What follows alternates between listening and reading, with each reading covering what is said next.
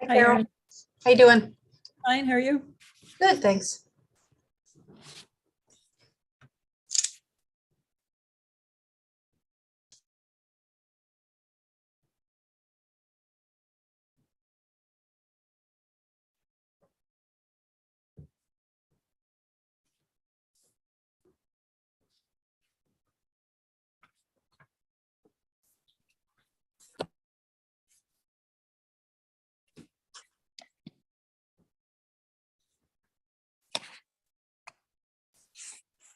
Hi, Ron. Hi there. Hi, Ron.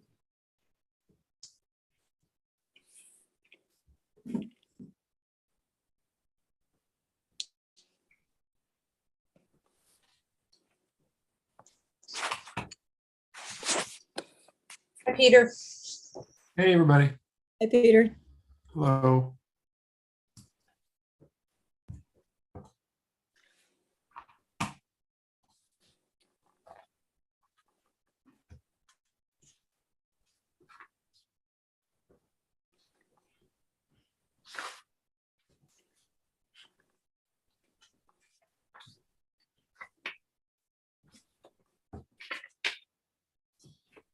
Hi, John.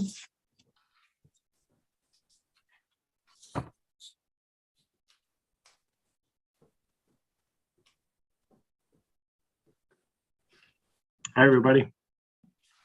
Hi.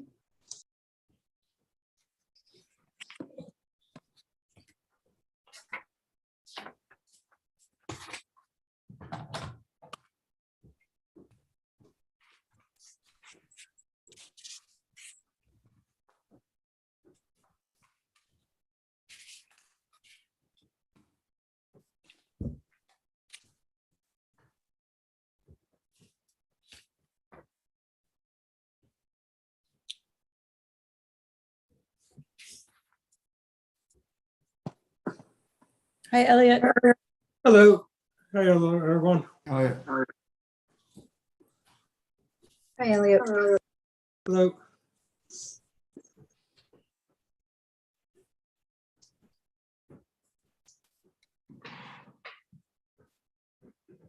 Carol, I think this is our entire group. I think that may be everyone, so let's get started. Will the Planning and Zoning Commission meeting of Thursday, March 17th, 2022, please come to order? Because we have 3 public hearings scheduled for this evening, I want to take a few minutes to review the process for public hearings. During the public hearing, the applicant will be invited to join as a panelist to present the application, explaining to the commission and others present what is being requested. The applicant or staff will share all application materials on the screen as needed. Comments of town agencies will be read for each application if there are any, and there will be clarifying questions from the commissioners. Then there will be an opportunity for clarifying questions from attendees. Please raise your hand through the Zoom platform and wait to be called on and unmuted. Next, those who wish to support the application may come forward. Thank you. And then those who oppose the application may come forward. As this public hearing must be recorded, it is necessary for speakers to identify themselves each time they speak by stating their name and address. The applicant will then have an opportunity to address any questions or concern raised by the public or by commissioners. Once the public hearing is closed, the applicant is free to leave or remain for the balance of the regular meeting, during which the commission will try to reach a decision on each application. Each applicant will be notified in writing as to the decision of this commission and has a right to appeal to Superior Court if desired. Decisions of this meeting are available the day after the meeting by calling the Land Use Department at 203-245-5632 after 9 a.m. All actions taken tonight by the commission will be by roll call. All commissioners and staff will identify themselves for the record before speaking. Seated this evening are members Elliot Hitchcock, John Mathers, Peter Roos, Ron Bodenson, and myself, Carol Snow. Staff present this evening is Aaron Mannix, town planner.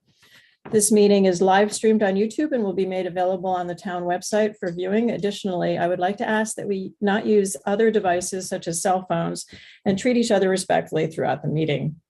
The town planner will now read the legal notice. Notice is hereby given that the Planning and Zoning Commission will hold a public hearing on Thursday, March 17th, 2022 at 7 p.m. The meeting will be conducted remotely as a Zoom online webinar. Attendees may join the webinar through either the webinar link or call in information below. Webinar ID 915-8196-6735, password 452138. The following application will be heard: 2206 45 Wall Street, map 38, lot 61, D District, owner applicant Gulick Properties LLC, site plan review and special exception requests per section 6.2220 to construct 5 dwelling units, section 6.23E, increased maximum building coverage to 28.4%, and section 6.23H, increased maximum building height to 31 feet. Further details on how to participate in the webinar are posted on the Town of Madison website, www.madisonct.org. Copies of these applications are available for inspection in the Land Use Office. All written correspondence shall be submitted to the Land Use Office at landuse@madisonct.org. Dial 203-245-5631 for assistance. Dated at Madison, Connecticut, this 22nd day of February, 2022, Carol Snow, Chair. Legal notice ran once in the source on Thursday, March 3rd, and once on Thursday, March 10th. And just for clarification, 2 of these hearings are continuations from an earlier meeting date, and so that is why those are not included in this legal notice. Thank you, Erin. Also, one of the applicants, Gulick Properties, being represented by their attorney, Christopher McKeon, has requested that we briefly open their public hearing and then continue it at our April 7th, 2022 meeting. Therefore, I'd like to ask the commission for a motion to restructure our agenda and make the public hearing for 22-06 45 Wall Street our first item, so we can quickly move on to the other 2 public hearings. Do I have a motion to do that? Peter, thank you. Second? Elliot, thank you. All in favor? Anyone opposed? Okay, great. So I think Attorney McKeon is here with us. There he is. Thank you. Nice to see you. Did you want to say anything? Other than happy St. Patrick's Day, and I'm here if you have questions. This gave me an excuse to wear my my shamrock tie tonight. Nice, nice. At this point, Carol, Yeah. you could entertain a motion to open the public hearing. Great. So I'd like to have a motion to open the public hearing for 22-06 45 Wall Street. Motion to open. How about John Mathers? Thank you. In a second. Peter, and everyone in agreement? And then Attorney McKeon, this would be your chance to say anything, I guess, or we can move right ahead to propose to continue the public hearing until our April 7th meeting, as you've requested. That is our request, other than just to note for the record that I was involved in a prior application for this property and this applicant, which was approved back in 2018. And we've, in addition to requesting that the application be continued to the next meeting, we are amending the application to be a modification rather than a brand new application, because it is a modification that the commission and staff at the time spent a lot of time on. And so this very much is a modification of the prior approvals. So other than that, we've received staff comments. Our team is working on those and will be prepared to address those at the April 7th meeting. Thank you. And I think we'll all be receiving the previous application materials if they're not already posted. Is that right, Erin? Yes, those have been scanned and incorporated into the application documents. They'll be online as a link through the agenda as a separate folder within the application documents. Great. Okay. So could I have a motion then that we acknowledge receipt of your letter, Attorney McCune, dated March 17th, 2022, and we'll continue the hearing at our next meeting on April 7th. Could I have a motion?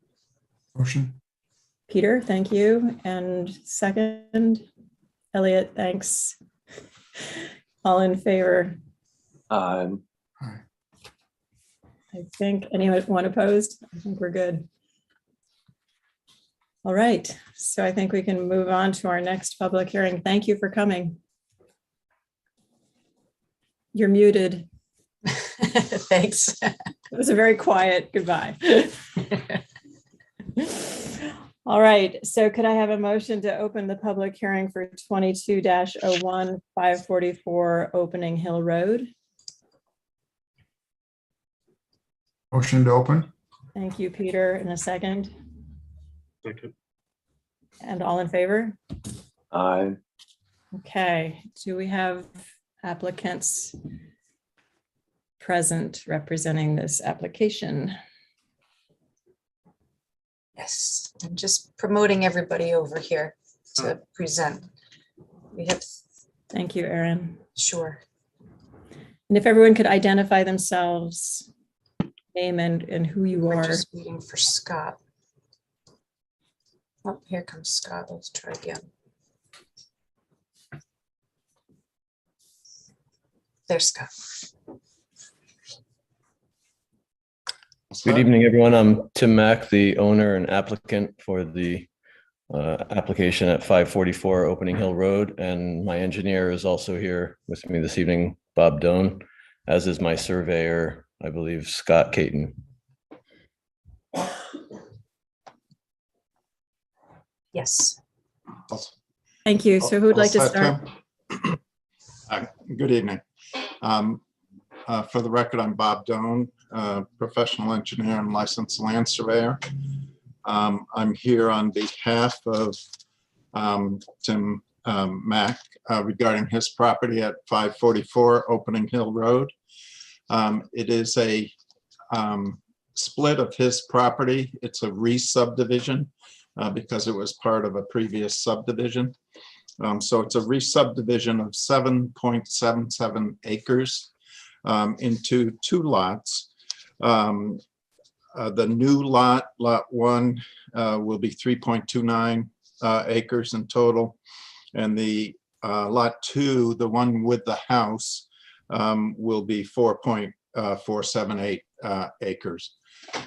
They both have frontage,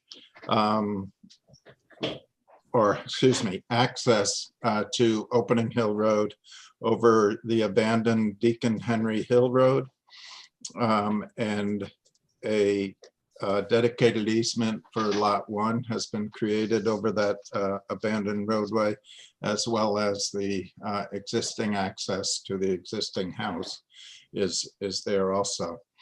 I did the engineering on the project. I did soil testing on both lots, have designed sanitary systems for both lots, one for the existing house on lot number 2, one for a potential house on lot number 1. I took the development of lot 1 to wetlands for 2 reasons. One, an approval for the subdivision plan, which actually shows a hypothetical house, but an actual sanitary system and an actual driveway. And we got the approval for the driveway and the sanitary system, and we'll be going back to wetlands when we have a final house design. The driveway, the common driveway, has been graded by my office, and that again will be shared by both lots 1 and 2. The access onto Opening Hill Road has very good sight line, and it, as I mentioned, it is an existing driveway. We are asking for a fee in lieu for open space. The value of the property was from the assessor's card, and 10% of the land is a $21,210 figure, which is agreed to be paid by the applicant. And that is the project in a nutshell. I know you have a long agenda, so I'll stop and just answer any questions that may come up. Bob, I can share the plan on the screen if that's helpful. Okay. Yeah. That would be then it helpful. makes Give an sense that oversight. Everything I just said. Yeah, hopefully. That this is the overall. This is Scott's subdivision plan. Again, Scott Caton is on the call, and he prepared the survey of the property and the record subdivision map. I did the site development plan with an accompanying detail sheet. This shows the proposed 2 lots. The new lot is the one on the left. And again, that's 3.29 acres. It does have about 0.9 acres of wetlands. We had, and again, we have taken this through the Wetlands Commission and it has been approved. Lot 2 is the lot to the right. And that has about 2.7 acres of wetlands, mostly on the north side of the lot. And it has an existing house. Existing house was built within the review area of the wetlands. We did a sanitary design for a B100A analysis, and that was approved by the health department, as was the sanitary system that we designed for lot 1. The access is on the lower part of the property. It's the shaded area, and that is the Deacon Henry Hill Road abandoned. And the frontage that the property has on Opening Hill Road is slightly over 50 feet. And it is the, again, the abandoned Deacon Henry Hill Road. And I have had the opportunity to, I know I spoke with one of the neighbors, Mary Lennon, and I think, yes, I wanted to make sure I had the correct last name. Mary Lennon, she had some questions and I think I answered those. I know that there was a letter of concern regarding section 2.4 that was submitted, and regarding some previous history with the original subdivision, and that's why we're in a re-subdivision. But there was a question about the exclusiveness of the access, but when the regulation was amended in 2019, the word exclusive was removed. And so we have proper access on an appropriate roadway. It is viable for emergency services, etc. But that's it. Thank you. Aaron, are there any comments from the town or from the town Yes. planner? I just wanted to share on the screen the Don't Engineering site development plan for your Oh, thank you, reference ma'am. that shows the feasibility. I apologize for some of these yellow blocks that keep coming with my cursor here. But this area shows the septic system as Bob had indicated, and the proposed driveway. The house was sited somewhere in this area. Yes, that's it.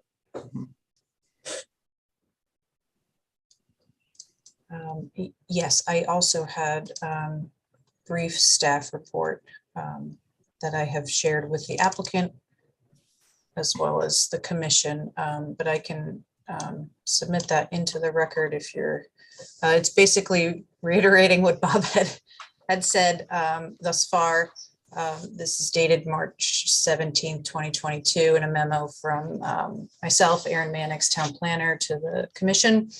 As Bob indicated, the applicant is seeking a subdivision of the property to create an additional building lot at 544 Opening Hill Road.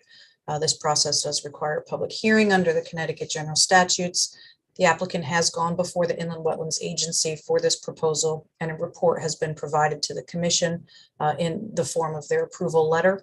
Additionally, a regulated activity permit was issued by the agency for the construction of a driveway and installation of subsurface sewage treatment system. Not to sound redundant here in the effort of time, but yes, per section 3.112, the applicant is proposing a fee in lieu of dedicating open space, recognizing that the dedication of open space may not be desirable or appropriate in all situations. The commission may accept this fee, provided it does not exceed 10% of the fair market value of the land prior to the subdivision. And based upon our records, that value of the land is $212,100. And the applicant has agreed to a fee of $21,210. And the payment shall be made in accordance with section 3.115 of the subdivision regulations. Both lots 1 and 2 comply with the zoning regulations and the subdivision regulations of the town. And as Bob indicated, the health department has approved a 19-13B100A application on January 10th for this proposed re-subdivision. Thank you, Erin. Are there any questions from the commissioners? And we did send out public notices. Were the receipts part of the file that was put online? I know they got the mailings because a few of them called, but. Yes, I believe I have them. Yes, Okay. the certified mailing receipts are actually up online as well. Oh, they are. Okay. Those, They're all yes, there. those were provided from your office, Bob. Yeah, thank you. Thank you. Thanks. Ron, is that a question? Yeah, I'm curious. The road is abandoned, and yet you state you've obtained an easement for its use. And by abandoned, I mean it's an old road that was just simply abandoned by the users a century ago, or do you mean it's discontinued by the town? But if it's abandoned, who did you get the easement from? When a roadway is abandoned from the, and I'll also let Scott comment. When a road is abandoned from the center line of the travelway to the adjoining property, that land gets conveyed to the property in fee. So that the ownership is actually the property at 544 Opening Hill. It's also, Scott, if you could comment on that also. yeah, and I think Scott perhaps refer to the deed for 544 Opening Hill Road identifies a second piece to that parcel, which is actually, from my understanding, a piece that runs along that Deacon Henry Hill Road. Correct. It's about 0.7 acres. Clarify that. Mhm. So you have an easement of record from every owner on both sides of the abandoned road where you need to have your easement. Is that what you're saying? Or you got it from one owner? No, the language for the, and correct me if I'm wrong, the language that's proposed, Scott, I don't know if you're able to clarify this. The language is granted to lot number 1 over lot 2 for access. So that is how the language is written, Ron. Well, but it shows, it states that the hatched area is an access easement in favor of lot 1, and it runs all the way out to Opening Hill Road. It's not just in front of lot 2. Right, right. Lot 2 owns that. That's Okay. part of lot 2. Again, sorry being particular, but how would lot 2 own that part of the abandoned road that, for example, fronts lot 5 owned by Eric Merlis? That's it there, as I mentioned, Ron, in the language for the deed for 544, it references a second piece. And that piece is a strip that runs along that 550 Opening Hill Road. And so that is why that property does not have rights to the center line of that road. There was always another piece of property in between. Got it. Okay. I asked because I assume it's required that they have access to a road in order to subdivide, and their access is this easement over an abandoned road. If the town's satisfied they've got the right people signing the easement, but it's not easy to accomplish. Only the applicant need sign the easement. The applicant owns in fee that property. And the applicant is granting a right-of-way in favor of lot 1 to Opening Hill Road over that property.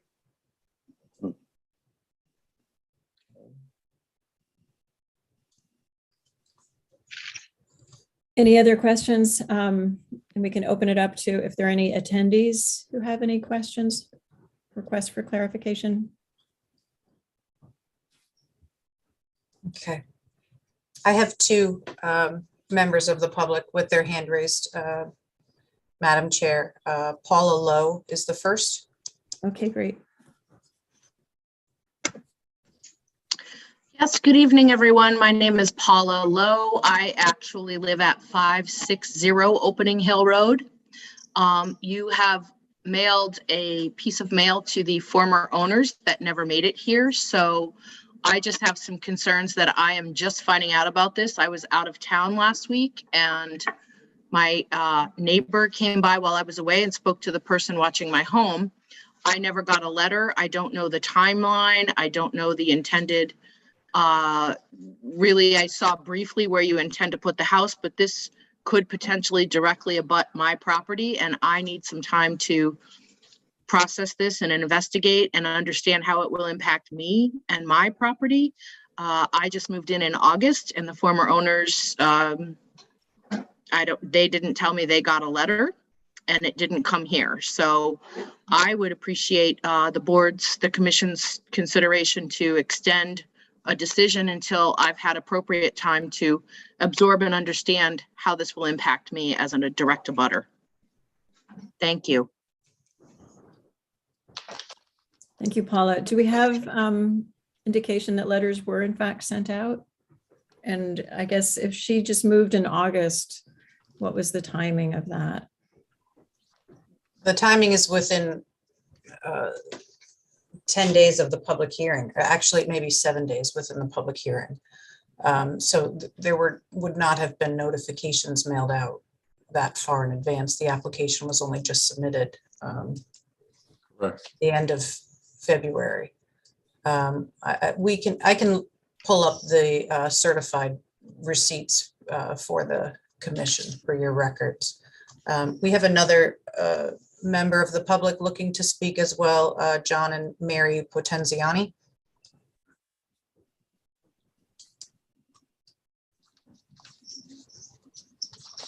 Hi, my name is Mary Potenziani. I live at 1009 Durham Road. Our question goes back to the question of this easement over Deacon Henry Hill Road. We actually are other owners who have the rights of use of Deacon Henry Hill Road.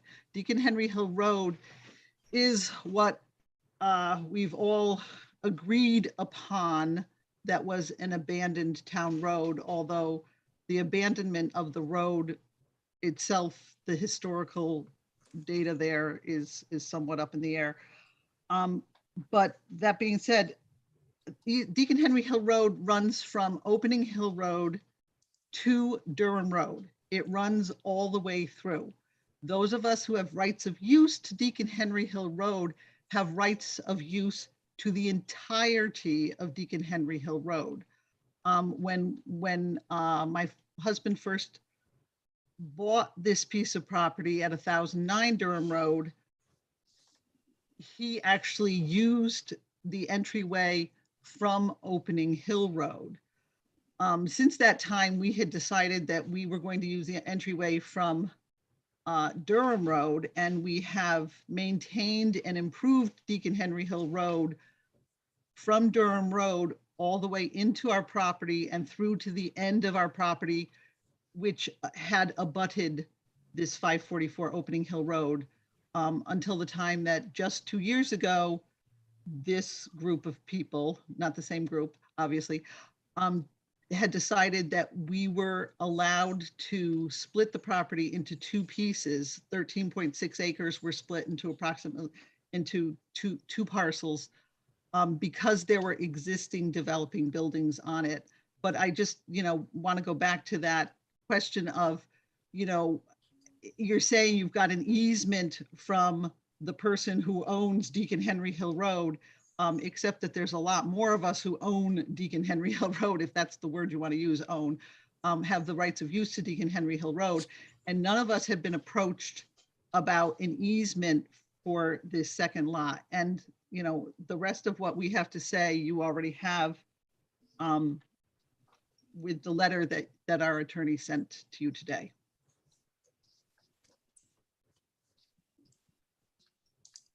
Is that letter in the record? Yes. Yes, it is. Okay. If I may, I would just like to reiterate that the ownership of the property that we are providing the 25-foot access strip to is owned by 544 Opening Hill Road. And it's that parcel that we are providing for, and it meets your section 2.4 as far as the access to lot 1. There may be a question about if when right-of-ways, when roadways are abandoned, those that are using the access, are using the roadway, the fee goes to the adjoining property, and the right to travel on the travel way, on the roadway, is goes to those that gain access over that roadway. Now, the property for number 1009 Durham Road, they are, as she stated, are gaining access onto Durham Road. And the access over the abandoned Deacon Henry Hill Road is no longer required for access to their property.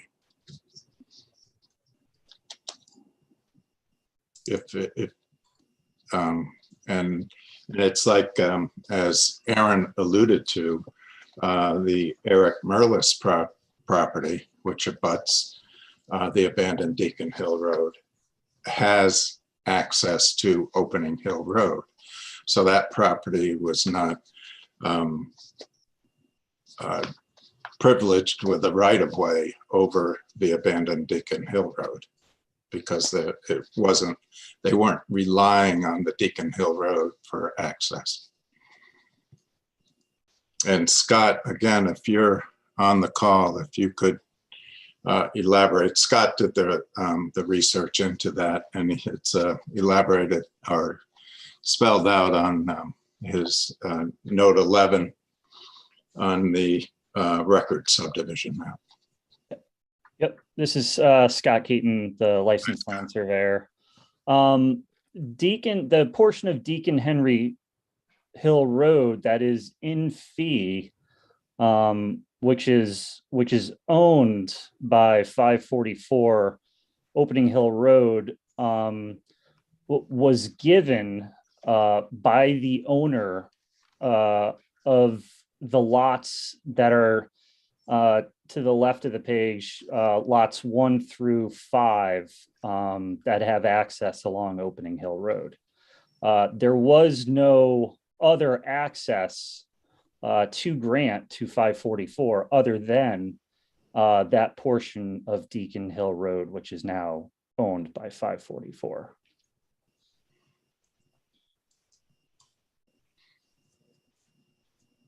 It's been a portion of 544 since that subdivision, I believe, in 1969.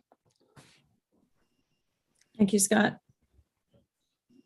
But again, you say it's owned simply because you say that when a road is abandoned, the center line of half of it goes to one side of the road and the center line of the other half goes to the other side of the road. Is that your basis for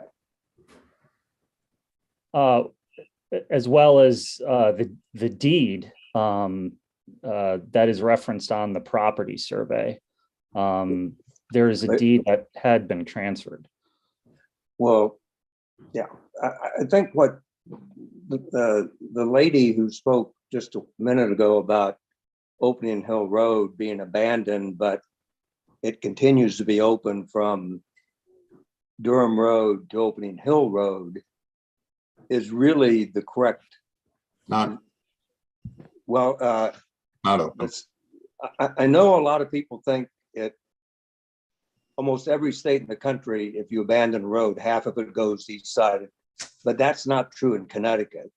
The Connecticut law is that and I'm reading the statute,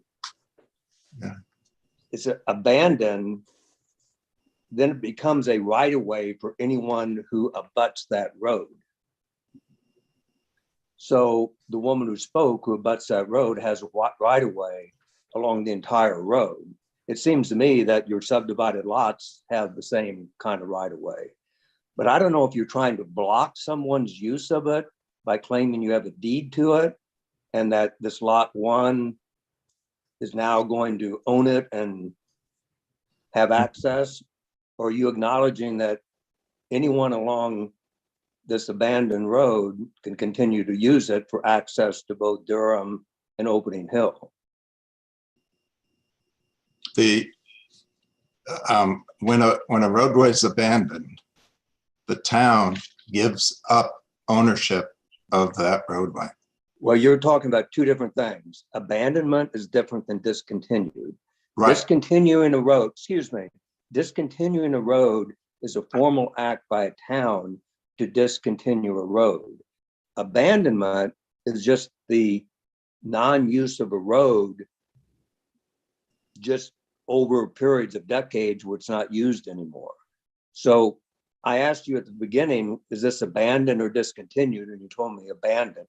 Was this actually discontinued by the town? And there's an ordinance to that effect? No. But it doesn't matter. The statute in Connecticut says whether discontinued or abandoned, the fee is irrelevant. It continues to be available for easement for everybody who abuts that. And my only concern is you're not trying to block off, you're not intending to try to block off someone else's right to use that road who owns property abutting that road. And when you're talking about, well, we own the fee and now we own it and it's being deeded, that makes me think you might put a fence up and block the road. I'm not sure what your intent is.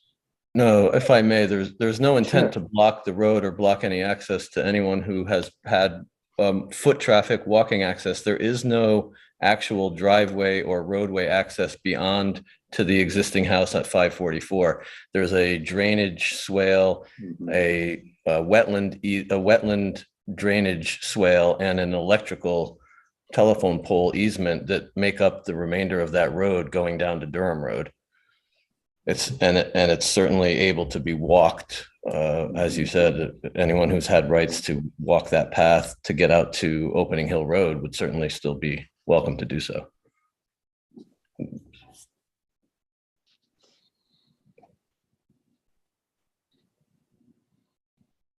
There would be no fence put up.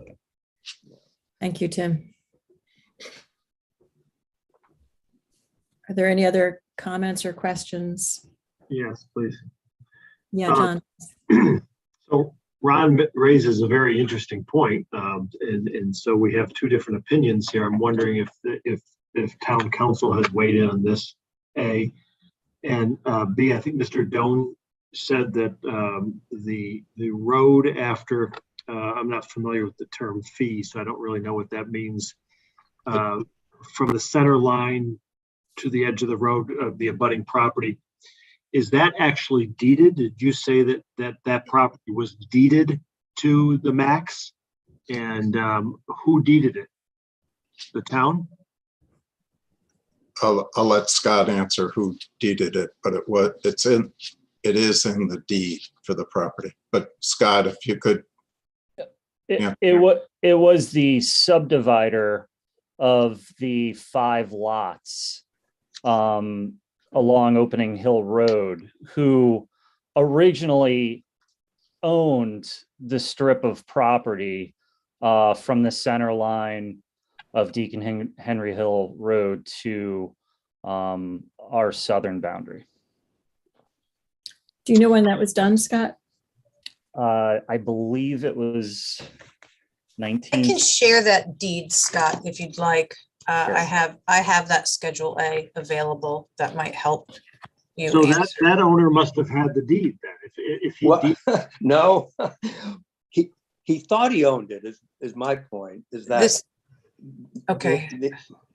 You can deed anything you want, but the fact of the matter is the Connecticut statute says that an abandoned and discontinued road continues, that anybody who abuts it continues to have an easement. So I don't care if he deeded it or quitclaim deeded it, it's still subject, you acknowledge it's still subject to the easement of all the other abutting landowners? I think that's what Tim was suggesting, is they're not going to try to block it off as if they own it like you own your house. Correct. Yeah. And there's nothing in the plans that show this road's going to be somehow, this driveway is going to be somehow carved out only for lot 1, and that easement of the abandoned road is going to be attempted to be extinguished in some way.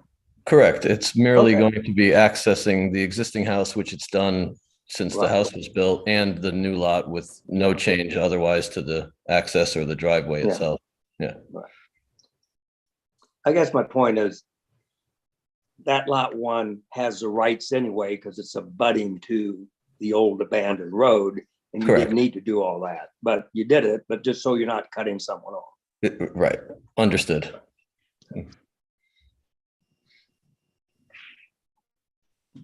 Madam Chair, we have some other public comments. Okay, This is Deborah Cullen Morales. Hello, this is Deborah Cullen Morales and my husband Arnaldo Morales. We are actually the owners of the second that Mary Potenziani and John referred to earlier as their existing house that was sold 2 years ago to us, which is noted on this property as 1009 Durham Road. We are actually 1015 Durham Road. So we are abutting the property. We did not receive notification of this meeting tonight. Mary was kind enough to tell us about it. So we just wanted to echo also what Ms. Lowe said earlier, that it's new information to us, and equally to emphasize what Mary and John said, that we understood also that we had rights to the easement and passage through on both sides. Thank you. thank you, Deborah. Has Aaron been able to access the mailings? I'm sorry, what was that, Ron?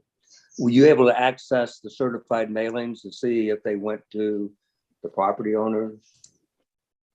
Sure.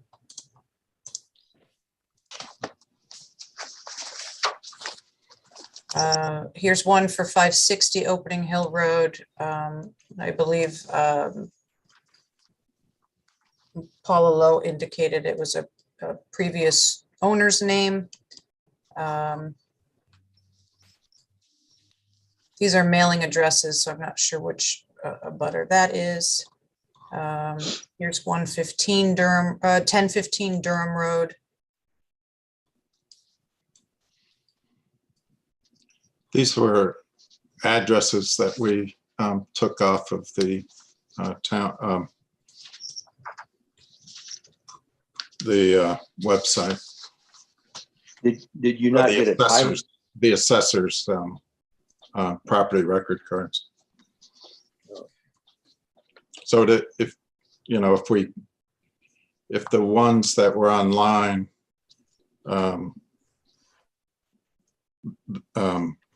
did not reflect a new owner, then it would have gone to the previous owner. Yes. Did you not get a title report then? You just used the assessor's records? Yes. That's typically what we do in every town, is we go to the assessor's records for the adjoiners or for any property owners.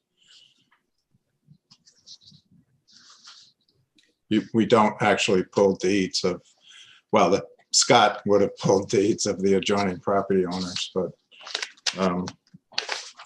my office did the mailings and we went to the assessor's records.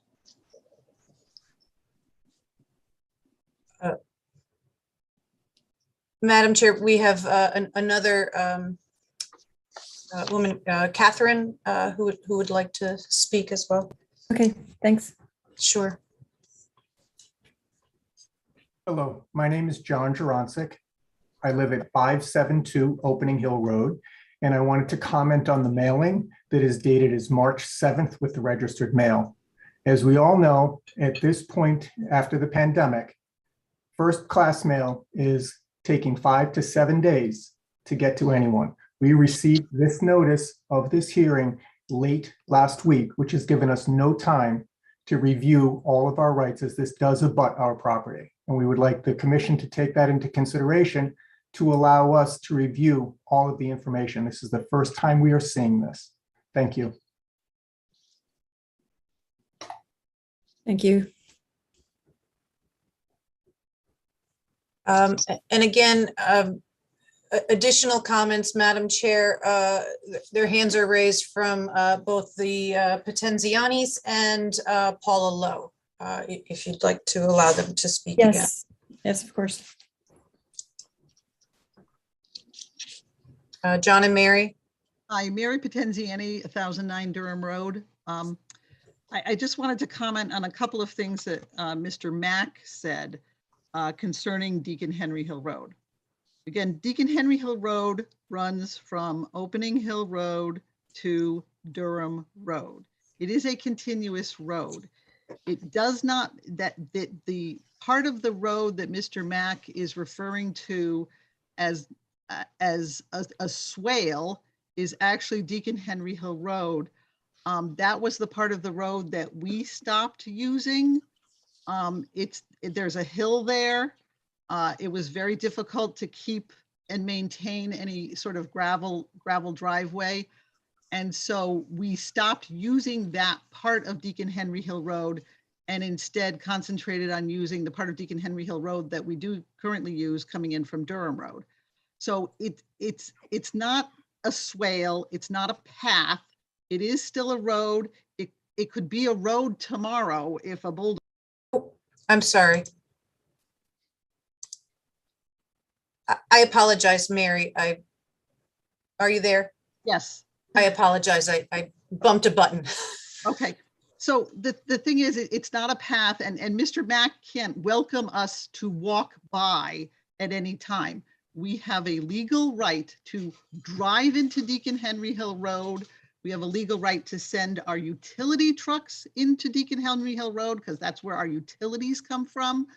And we don't need an invite from anybody to use Deacon Henry Hill Road or improve it in any way we see fit.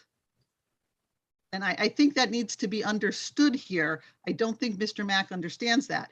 At one point during the selling process of this property, when it was under contract for Mr. Mack, there was a barrier put up at the end of Deacon Henry Hill Road. I'm not sure who put up the barrier. The only person I could contact was the realtor. She did not return my call for a week and a half. I called her several times. I took down the barrier. You cannot put up a barrier on Deacon Henry Hill Road. You cannot invite me to walk by. I can improve it. You can improve it, just as you also have the right to use Deacon Henry Hill Road from the other direction. We all have the rights of use of Deacon Henry Hill Road. I just wanted to reiterate that point. Mary, I'd like to ask you a question, actually, for those of us who are not familiar with the road, who haven't been on it. Is it gravel at this point? My part of Deacon Henry Hill Road is completely paved. So it's paved at your end. Over the years, my husband and I have paved Deacon Henry Hill Road. So there's approximately 225 feet coming into our property line from Durham Road. And then we have another additional 570, approximately 560 to 570 feet of frontage ourselves on Deacon Henry Hill Road. So all of that is paved. It's paved all the way to the hill that leads up to 544 Opening Hill Road. Thank you. So we did pave our a section of it. We improved the section of Deacon Henry Hill Road that we wanted to. On the, complete that picture, on the other side, working from Mary's property towards Opening Hill Road, there is a steep hill. It does have a swale. And when Richard Snarsky was out there, he actually flagged it as wetlands, as a drainage swale. You can see the wetland flags on the site plan. And the only drivable, excuse me, portion of it is essentially the driveway to the existing house. But we're not. And is that swale just a sort of vernal pool, or is it No, it's year round? It's a drainage swale. It's pretty steep. There's no still water as far as the vernal pool is concerned. But Rich flagged it because it does flow with water during a rain event. Okay. Madam Chair, additional comments from Paula Lowe. Yeah, sure. Thanks. Thank you, Madam Chair. And thank you, Mr. Doan. I believe you acknowledged that the mailing was incorrect to the former owners. I just wanted to reiterate, I just found out about this yesterday. And I don't know why it wasn't noted that there's been a change of ownership, but this will directly impact me. And I just want to reiterate that I would really appreciate the opportunity to understand the property boundaries and walk the property and get some additional education before this committee makes any decisions. Thank you.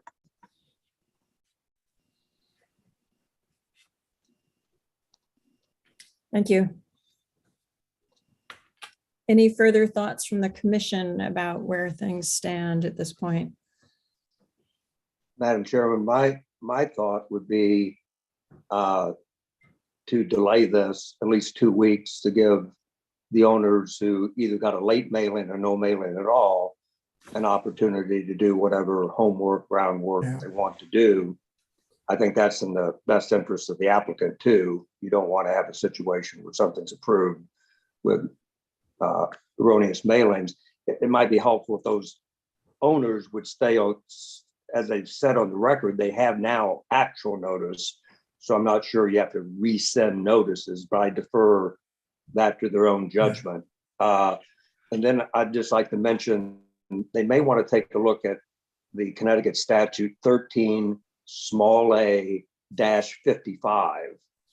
And that's the one that, as far as I know, it's the only state in the country that when it's abandoned or discontinued, no one owes the fee in a way they can convey it. Everybody along the road continues to have the right of way. So what I'm concerned about is someone conveyed a deed for this right of way or this easement, and the new owner of lot one, whoever buys it, may think because the town is going to approve this, that they own it outright, when in fact they don't. And I think that's not a good position for the town to be in, where we're sort of approving a deed that really has, once they look at the statute, I think they'll agree has no force or effect, that everybody along that road can drive that road. And I worry that a new owner just might put up some barriers. So maybe we need our town attorney to say, I don't care if there's a deed, the law is the law, you can't do it. And then we can say, fine, notwithstanding the deed, we approve this. But I also think we need to give these folks another 2 weeks because of the mailings. Peter may have an idea. Peter, yes. No, I just wanted to say that I agree with Ron. That was my reaction as well. I realized notice was given, but it really wasn't because people didn't receive it because of the records not being correct. And I think it's just fair for the process that they be given a couple of weeks' time. We just continue this. And Aaron, the application was submitted in February, so we have time, do we not? Yes, the hearing, let's see, was opened. The hearing was opened at the last meeting, correct, on March 3rd. No, we have lots of time. So what's that? We Peter? have lots of time then. So you have 35 days to hold a public hearing open. So that would get you to April 7th. That would be fine. Madam Chair, Tim Mack has his hand raised as well. John, did you want to ask something, John? I just want to state that I would be in favor of a deferral as well for the benefit of the budding properties, but I also would request a legal opinion from the town attorney because, I hear what Ron's saying, I hear what Bob Doan is saying, and I think we just need a definitive opinion as to what the law says. I agree, that makes sense. Aaron, did you say there's someone else? Tim Mack has his hand raised. Oh, right. Tim. Yeah, I just wanted to address the comment my neighbor Mary made about the barrier that was put up on the road. It was actually the previous owner when I was in the process of purchasing 544 and before we had a closing for the sale, to complete the sale. They didn't want additional people going in to look at the house. It was still officially on the market, but it was under contract, and the owner put up a yellow ribbon, a do not cross line or something at the road, because they didn't want additional realtors or other people driving in to look at the house because the sale had not been finalized. So it was nothing that I did personally. And I was also a little shocked when I saw it. I was happy that it had been taken down. So thanks for that clarification. Yeah, thanks. Okay, I'm wondering then if someone would be willing to make a motion that we see, I guess there would be two parts to it, that we seek legal counsel on the issue about who owns the abandoned road. And then we also table the hearing till our next meeting on April 7th. Does that sound right, Aaron? Continue. the hearing. Continue, thank you. Get the exact verb that we need. Thanks. I so move. Second. All in favor? Aye. Aye. Anyone opposed? Okay, thank you, everyone. I'd like to thank the commission for hearing us this evening. Thank you. Yeah, thank you all. Appreciate it. See you. And thank Thank you you. to the attendees. Thank you. Okay, do I move to open the next public hearing then? Aaron? Yes, you will need I a need motion Okay, to open. I'm going to start bringing over that team for 14 Railroad. thank you. So could I have a motion to open the public hearing for 21-34, 14 Railroad Avenue? You're muted, John, but I think it was you. Yeah, I was gonna say, is it already open? Did we open it at the last meeting? It, right, you're going to reopen it for tonight. Okay. You know, it was continued. Thank you. So this is a continuance. I'll move to reopen. Thanks. In a second, Second. Peter, and all in favor? Everyone okay with that? Thank you. Okay.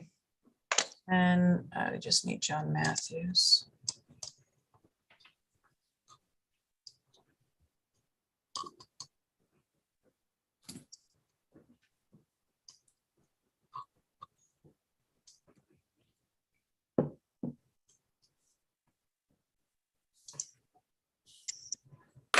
Okay.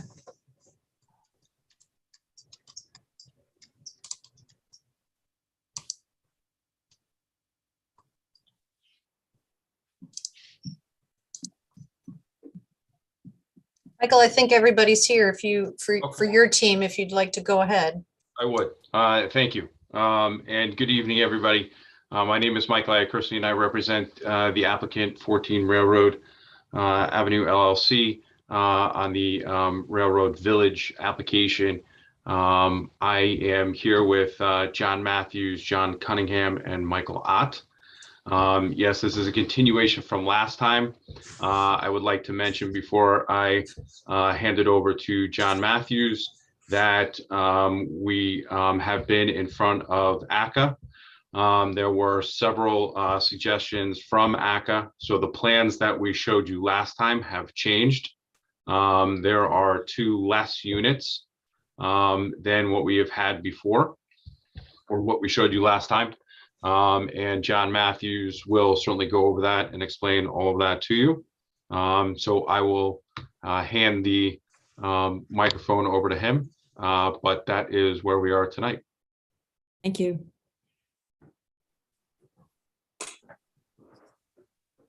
John, you're muted. You need to unmute. Okay, got it. There you go. Thanks. Evening. I'm John Matthews, architect, office at 817 Boston Post Road in Madison, and I am the architect for the project. Since we met with you last, we've had 2 meetings with ACA. ACA had some concerns and some suggestions about the project, and we took those suggestions to heart. We've actually reworked the site plan. We've reduced 2 of the garage type units. And what we have done is to reconfigure the site. We eliminated building C, which was a 5-unit building on the west side behind the existing house. And we replaced that with a 2-family, 2-story house that has about 2 ADA units in it. The other 2 buildings, B and D. And Aaron, maybe it would be good to put the site plan up, the colored one. I had the other one ready. So those 2 buildings are Time to switch. The colored one. Bear with me for a second.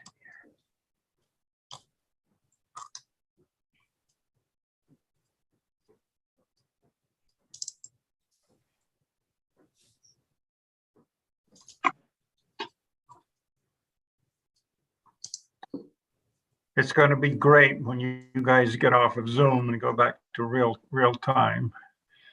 Soon, we think.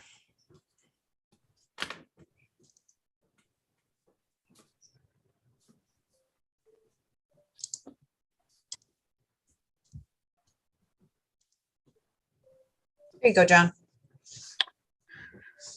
Okay, so as you can see that with the new site plan, the 2-family house up on Railroad Avenue at the top of the screen we're removing the existing two-family house and reconstructing that two-family house. Originally, that had an ADA unit. We removed that ADA unit. And then there was a 5-unit building. As you come down the site towards the bottom, we removed that 5-unit building. That 5-unit building had 4 garage units. Those garage units, because that building was deeper, really was opposite the building on the right. And there was some concerns about the cars backing out of the garage from one side and backing into the cars coming out of the other side. So that concern has gone away. The 2-unit building does not have garages, but they're both ADA units. We've also added a sidewalk from Railroad Avenue that comes all the way down alongside the two-family house, comes down past the parking and our common areas, and then in front of the ADA unit, all the way down to the parking at the south. There was concern about pedestrian safety and being able to maneuver up and down the site. So the building on the right remains as it was before.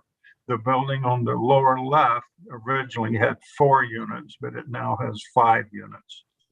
So now we have 10 3-story units that have garages.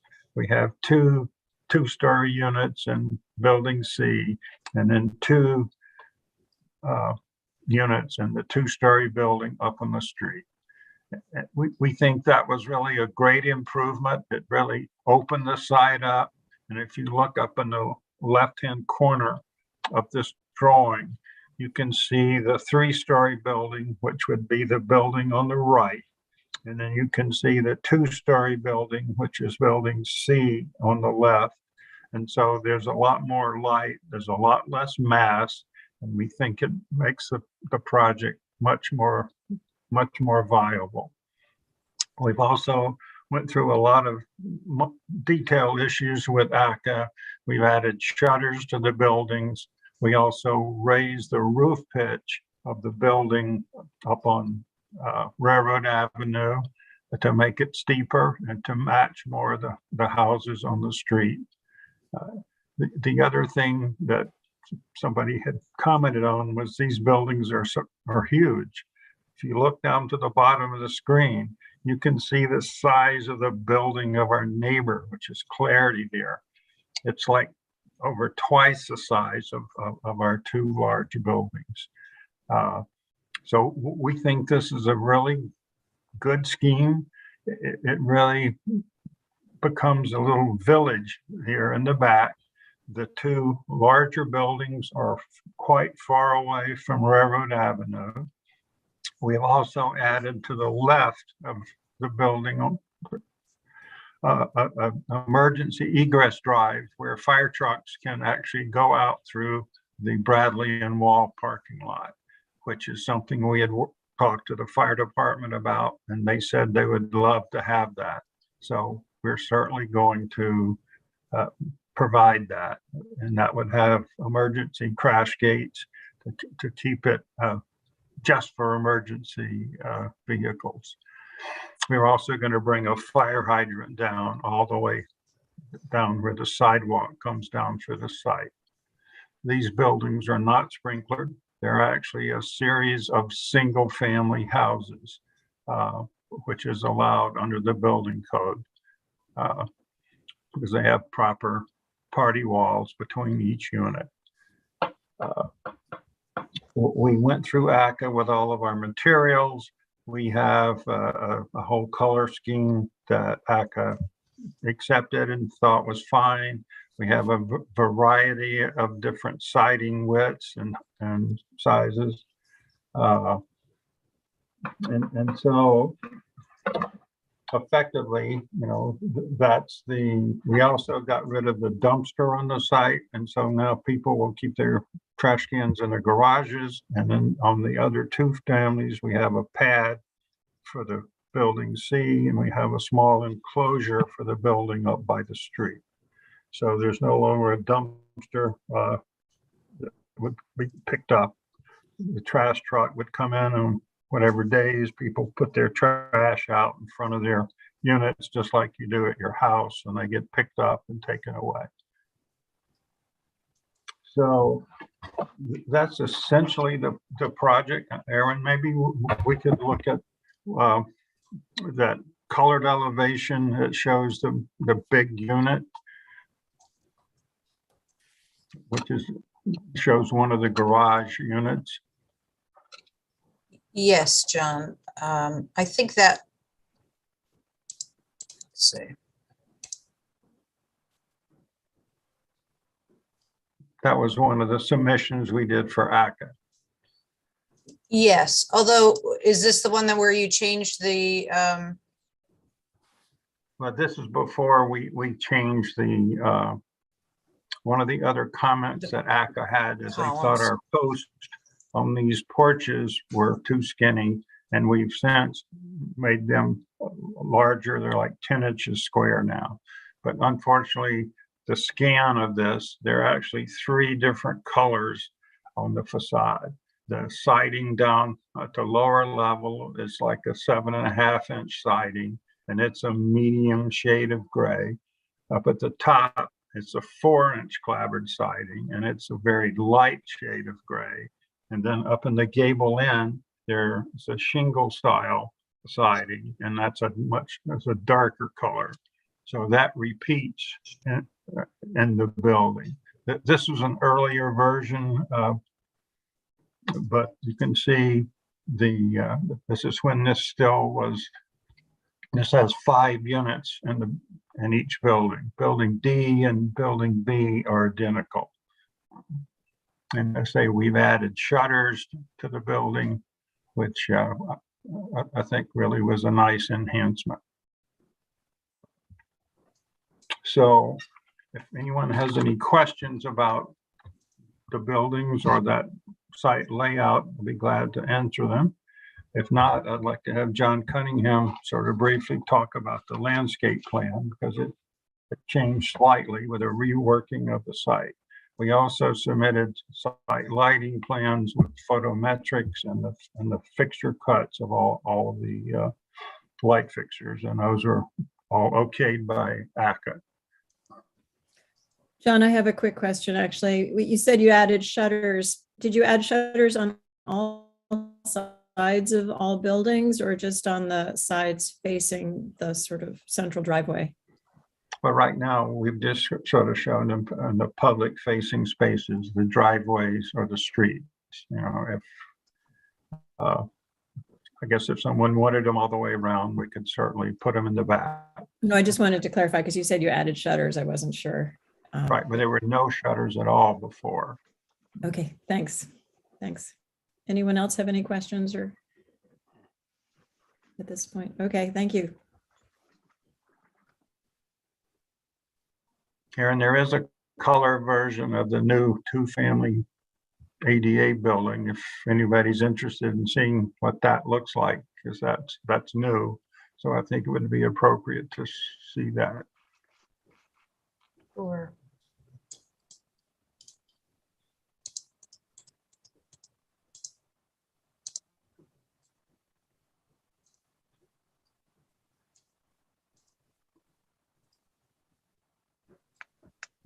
It's building A.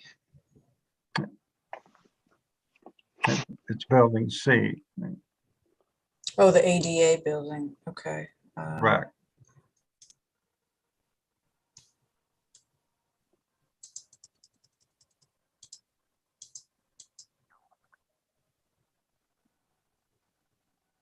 I'm not sure I have. Yeah, that was submitted. I'm not sure I have a colored rendering, but I have an elevation of that I can But there share. was a colored elevation of that, right? That was submitted the last time that we submitted the stuff for ACA.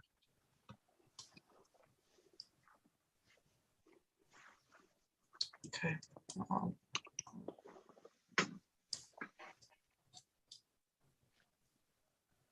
Maybe if you have it, you could hold it up. I have it. It was all part of the same All right. package here, just a separate sheet, John. I didn't realize that. Here you go. This is what the two-family building looks like. It's very simple. Two nice entrances. They're sort of cantilevered roof canopies.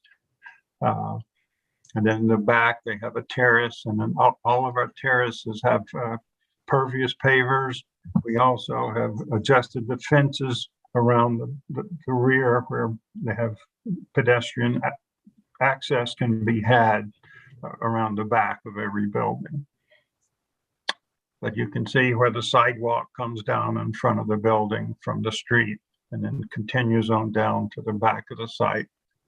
And then in the back and the recess is where their trash cans would go, and that's where their air conditioner condenser is located. And then there's the patio and back.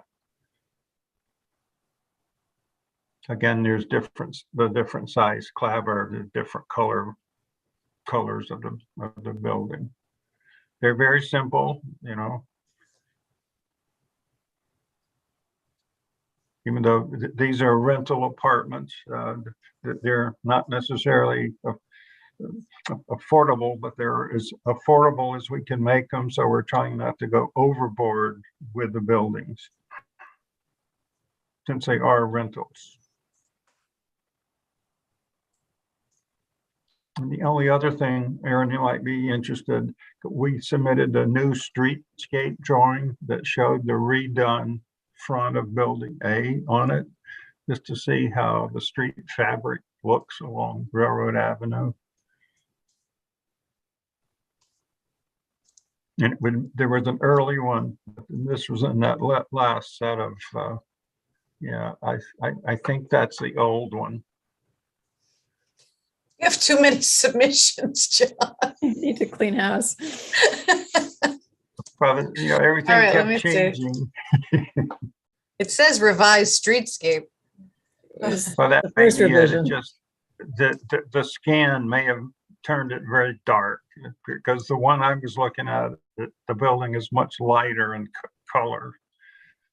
I'll zoom in a little bit here for you. Maybe that's a little clearer for everybody. This would be. Yeah, we actually raised the roof pitch. Before, the roof pitch was a little flatter, and that was a comment. So we raised it up, and you can see it pretty much matches the other roof ridges on Railroad Avenue, the ones that have gables facing the street. And there are actually 3 or 4 of those. Just one is adjacent to us. The next one to the right also has a gable. Okay, I just thought that would be helpful for you to see that. And our driveway goes down to the left of that building on the sidewalk.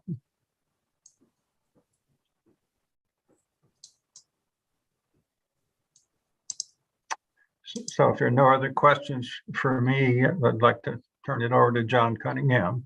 And I think he's going to show his own plans.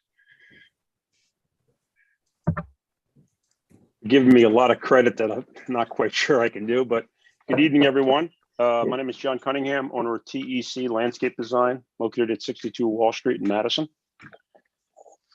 Aaron, could I share my screen? Sure. Okay.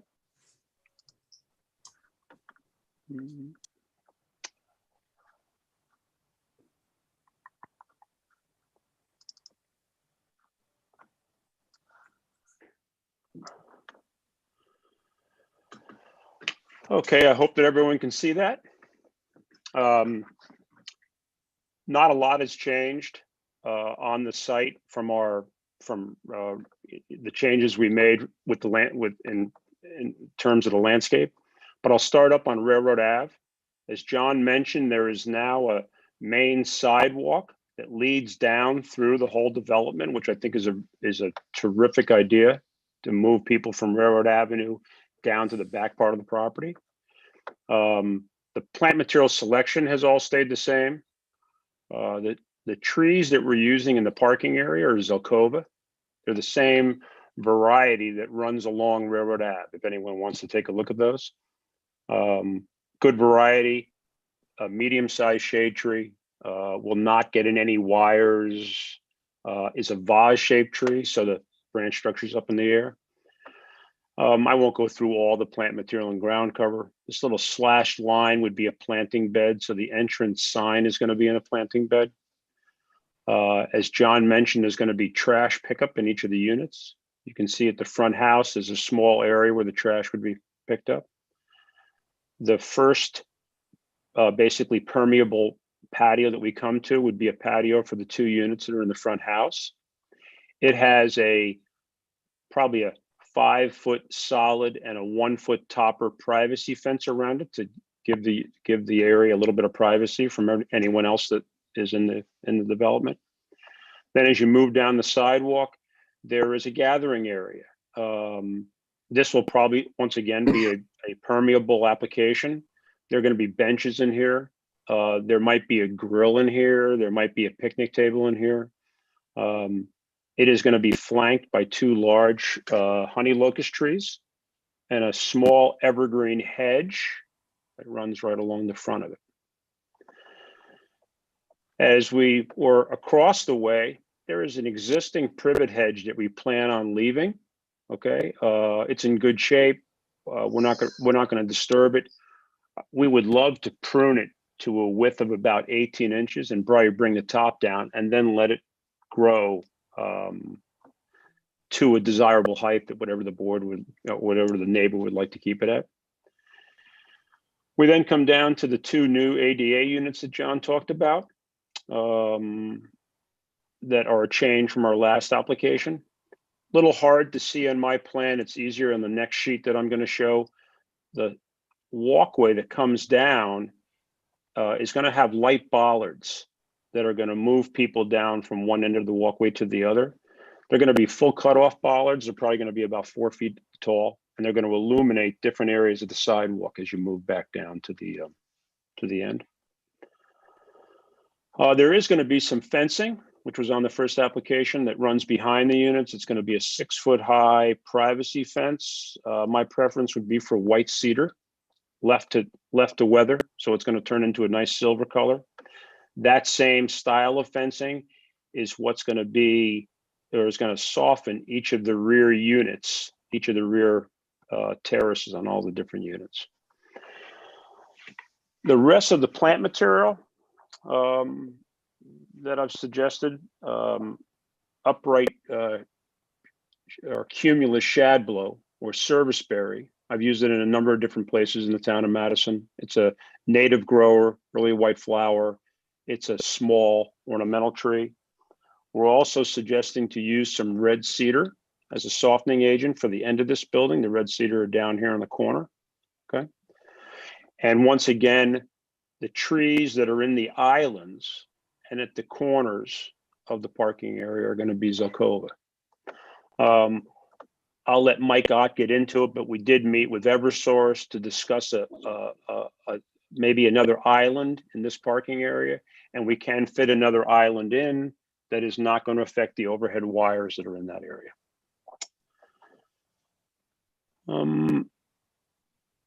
I think what I'm going to probably do is stop sharing this and go to an actual individual unit that you can look at the design of. So stop share here. Share screen, and we're going to go to, let's go to. So one of the things we have to do is to relocate an existing overhead transmission line.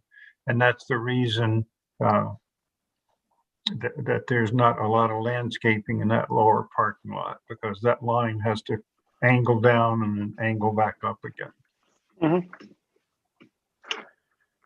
And John's correct. If the board would like to see that, I think Mike Ott has it on his plan, but there is room for us to add another island. It would just be an additional Zelkova with the same ground cover in it, which we can gladly add to the plan. These are the 2 new units. These are the 2 ADA units. So you can see sidewalk coming down along the units, main entranceway. There is no lawn area in front of these units. This little slash line would be creeping liriope. And then smaller pieces, to sound odd, but smaller pieces of plant material that don't get real large. Dwarf fophagelia at the entranceways, dwarf clethra in between the buildings, and some dwarf boxwood as an evergreen on the two ends. The larger circles that you see would be the service barrier of the cumulus on both corners. The rear of the units, a permeable application of probably going to be a concrete paver, a permeable concrete paver. The fence that we talked about in between the units to give some privacy, okay? A planting bed, probably some perennials and ground cover. This is where their trash units are going to be, behind the units. And also, I believe the air unit that's for each of the units also. And then here you can see the light bollard is a little bit more visible here, corner, middle of the building, and then back down at the end. Let's go, I apologize. Let's go back to stop share there, and let's go back to the one thing I did want to go over.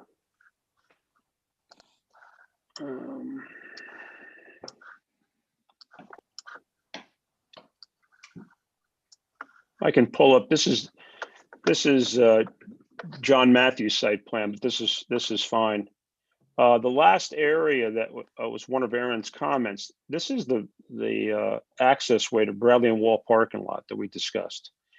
If it is going to be used as a fire truck secondary entrance to this property, it has to be a constructed road.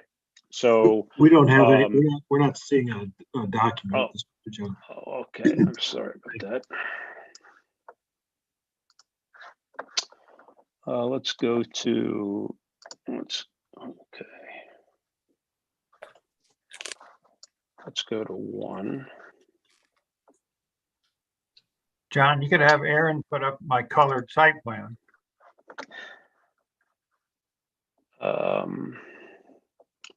John, I thought can everyone see this now or not? Yes. No. Yes. Oh, you can. Okay.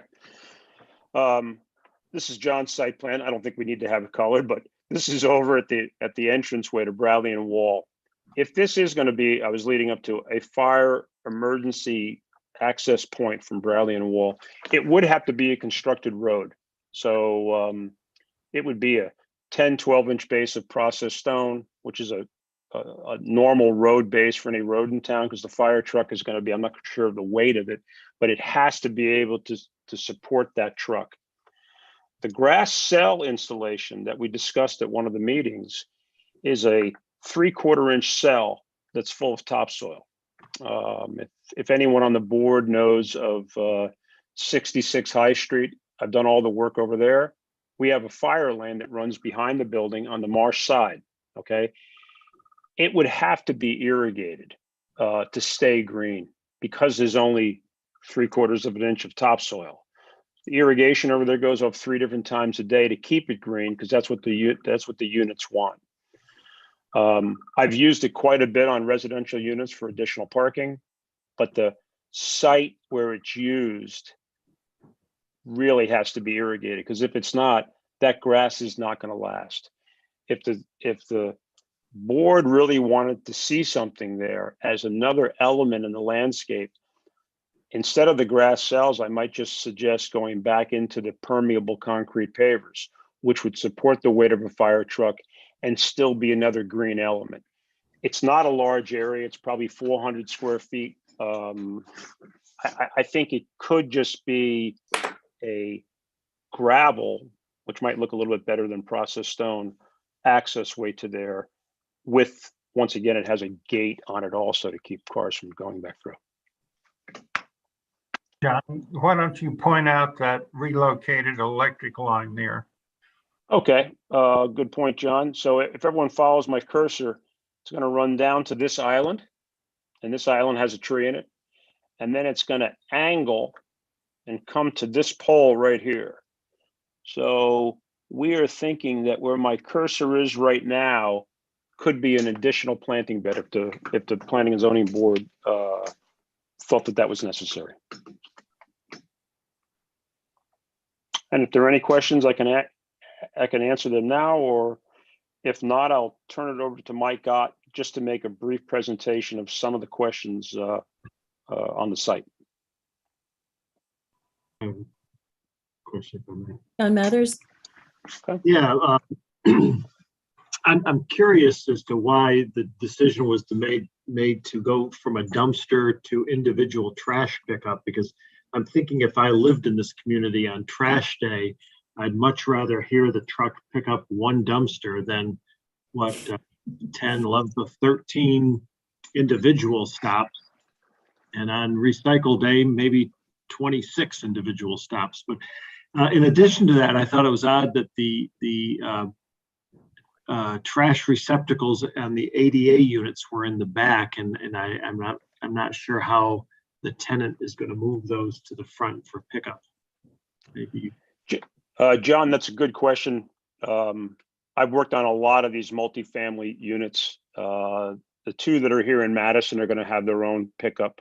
So when you get into a unit like this, the service that you're going to select is going to have a smaller trucks that are going to come back in, just like on residential units. So they would be instructed to go behind the ADA units to get those units from those two units. Shouldn't be a problem at all. And I think it'll be a lot less of a problem by removing the dumpster and actually having the trash units probably in the garages or in these new areas. Okay, thank you. You're welcome.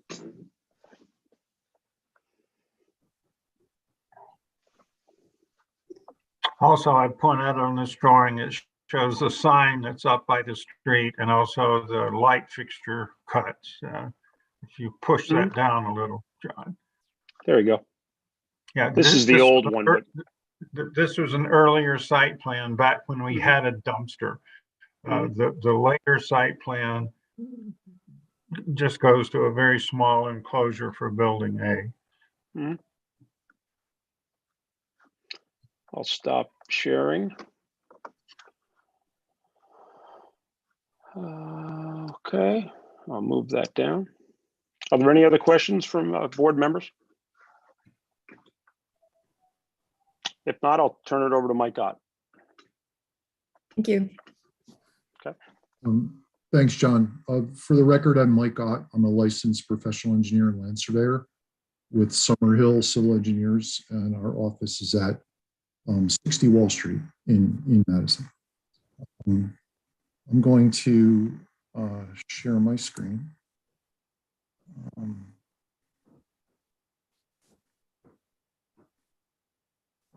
I have a,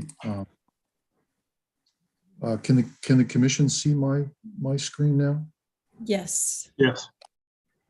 So I don't know how clear this will be to you, but this is just for a little context. This is Railroad Avenue at the top. You can see the railroad.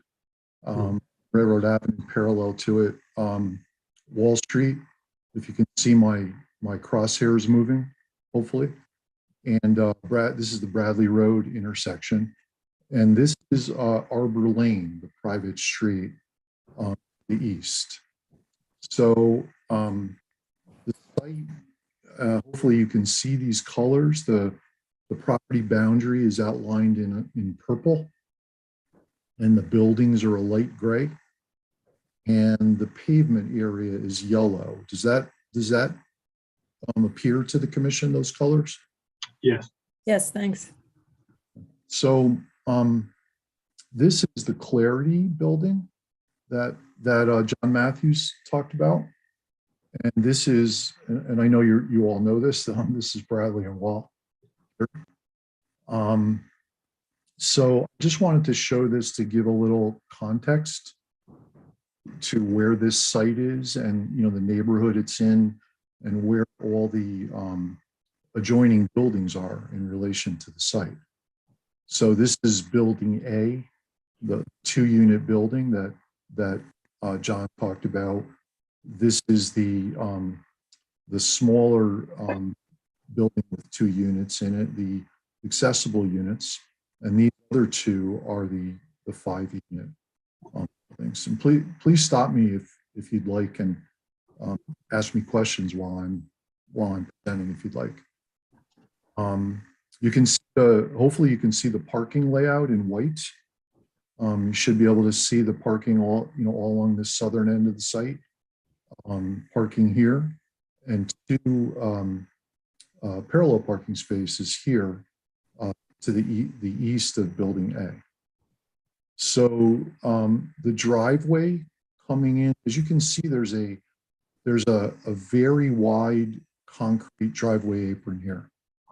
That was done purposely back in 2006 to accommodate the Henry Cooney Company's movements in and out of the site.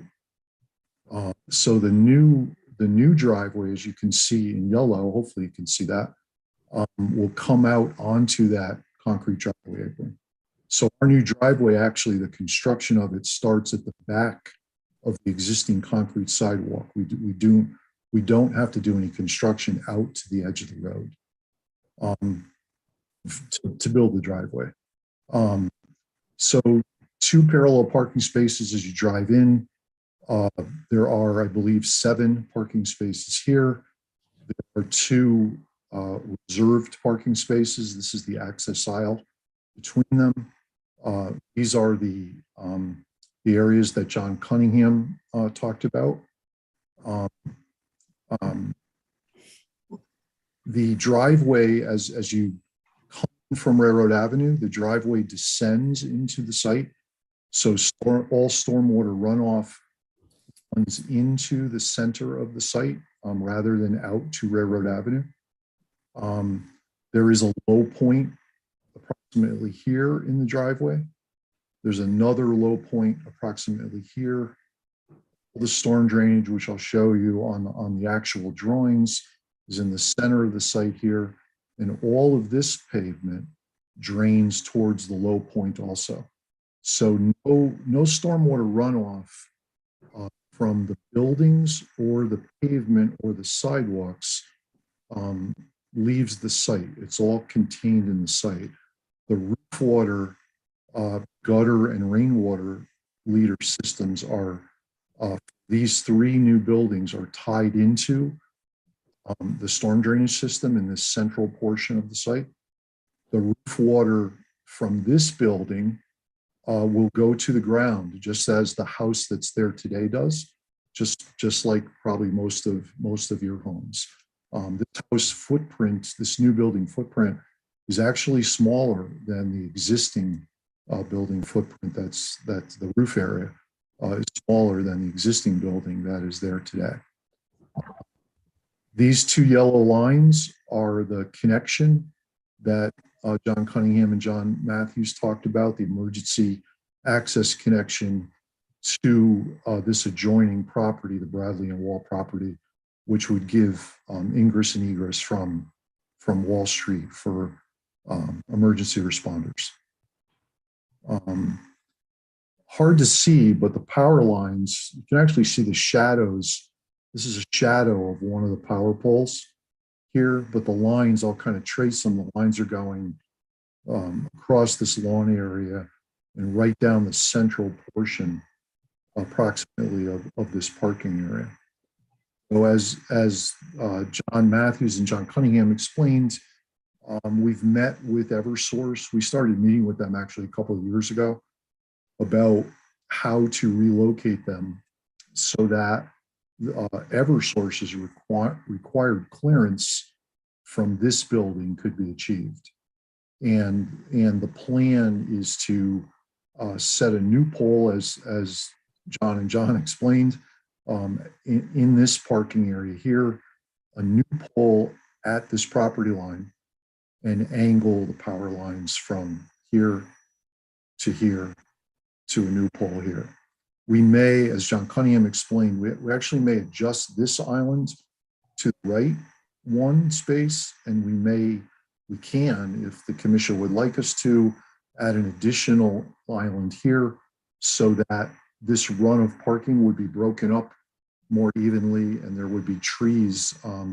Trees would be able to be planted in both of these islands and not interfere with the overhead wires. Hey, John, or excuse me, Michael, is there a reason you wouldn't bury the power line? They're John, I don't know what the right term for them is, but I'm told that they're 23,000 volt lines and that they have to remain overhead. We'll have more information from Eversource shortly. They are scheduling a meeting for us on site soon. Like I said, we met with them on site a couple of years ago, but it's my understanding that they have to remain overhead. And again, the only reason to move them, to relocate them, is to provide that Eversource's clearance requirements to that building. If I understand it right, they have to be 10 feet from a building, horizontally from a building.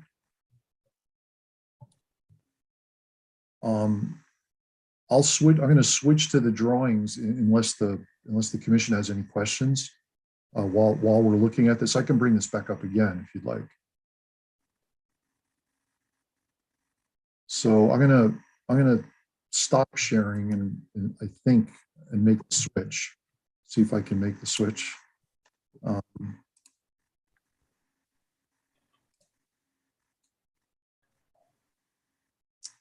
with me 1 second. Okay, so can you see the drawing set now? Yes. Okay, so I'm just gonna go right to the main plan of the site, and I'd like to show you the stormwater management system if I could. So as I said, the site, I'm going to pan up to Railroad Avenue. So the driveway will match the back of the sidewalk, and all surface water runoff comes down the driveway.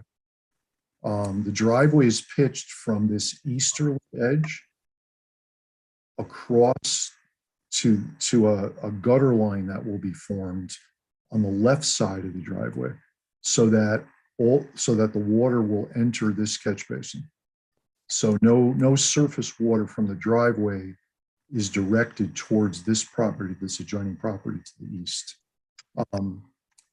There's a high point about here, and this portion of the driveway will also go to this catch basin.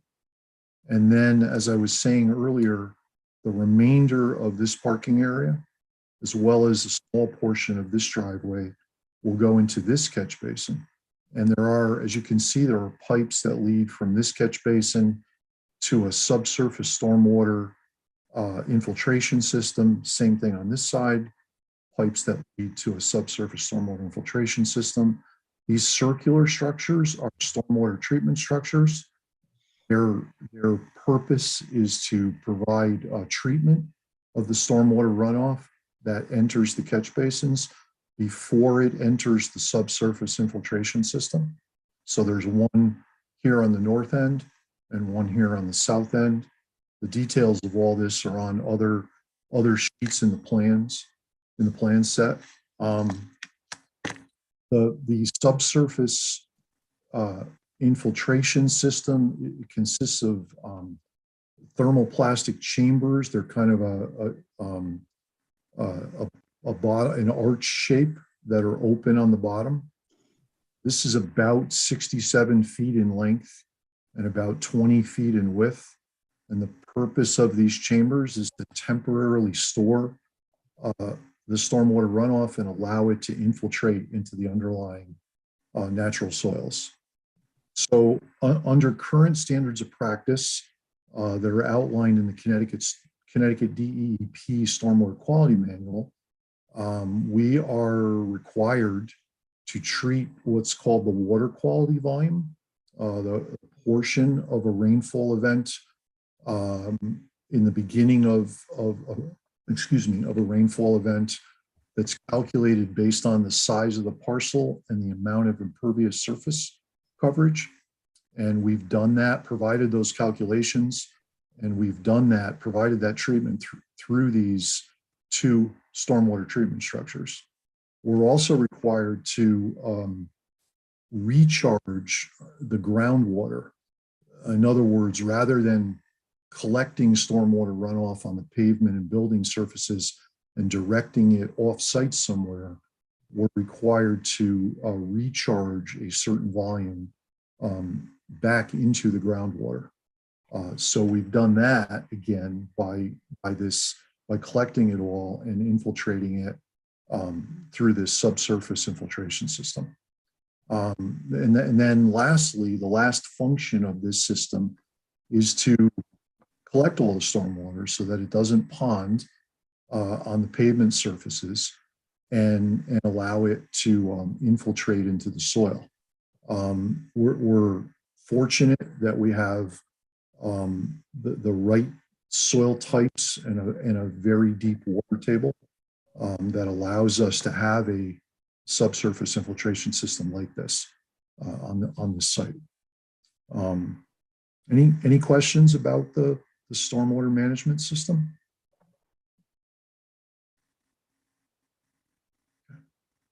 So I will switch sheets to go over the on-site wastewater systems just really quickly.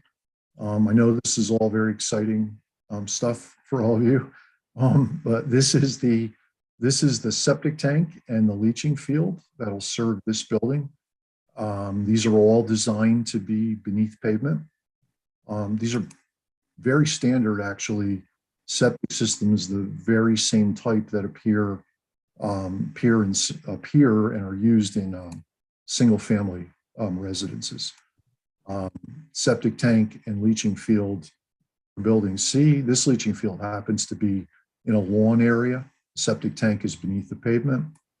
And then we don't have any leaching field. Well, leaching fields have to be a minimum of 50 feet away from this subsurface infiltration system. So we have no leaching, no septic system components in this area.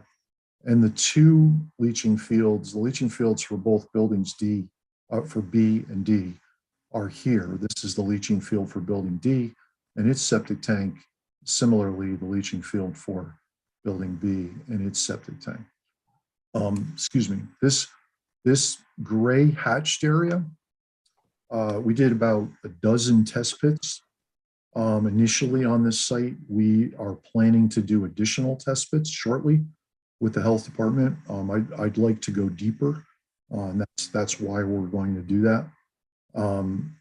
We found, unfortunately, we found some debris and miscellaneous materials that had been buried in this area when we did all these test pits. And this gray hatched area, this long rectangle, represents the limits within which we have to remove all that material and replace it with what we call select fill that meets the requirements for fill that can be used beneath and around leaching fields. So all of these leaching fields are regulated under the Connecticut Public Health Code. Town's health department reviews and approves them. They do not require the approval of the state health department, just the local health department. And that's because of the design flow for each of the individual systems. So any questions on the wastewater aspects of the project? Mike, do you know when you'll be doing those additional test pits? I'm guessing next week. I'm hopeful next week. The health department is really busy, as you may know. And we just got our application in recently. So we're waiting to schedule a date to do them. Thank you. Any other questions on the wastewater aspects?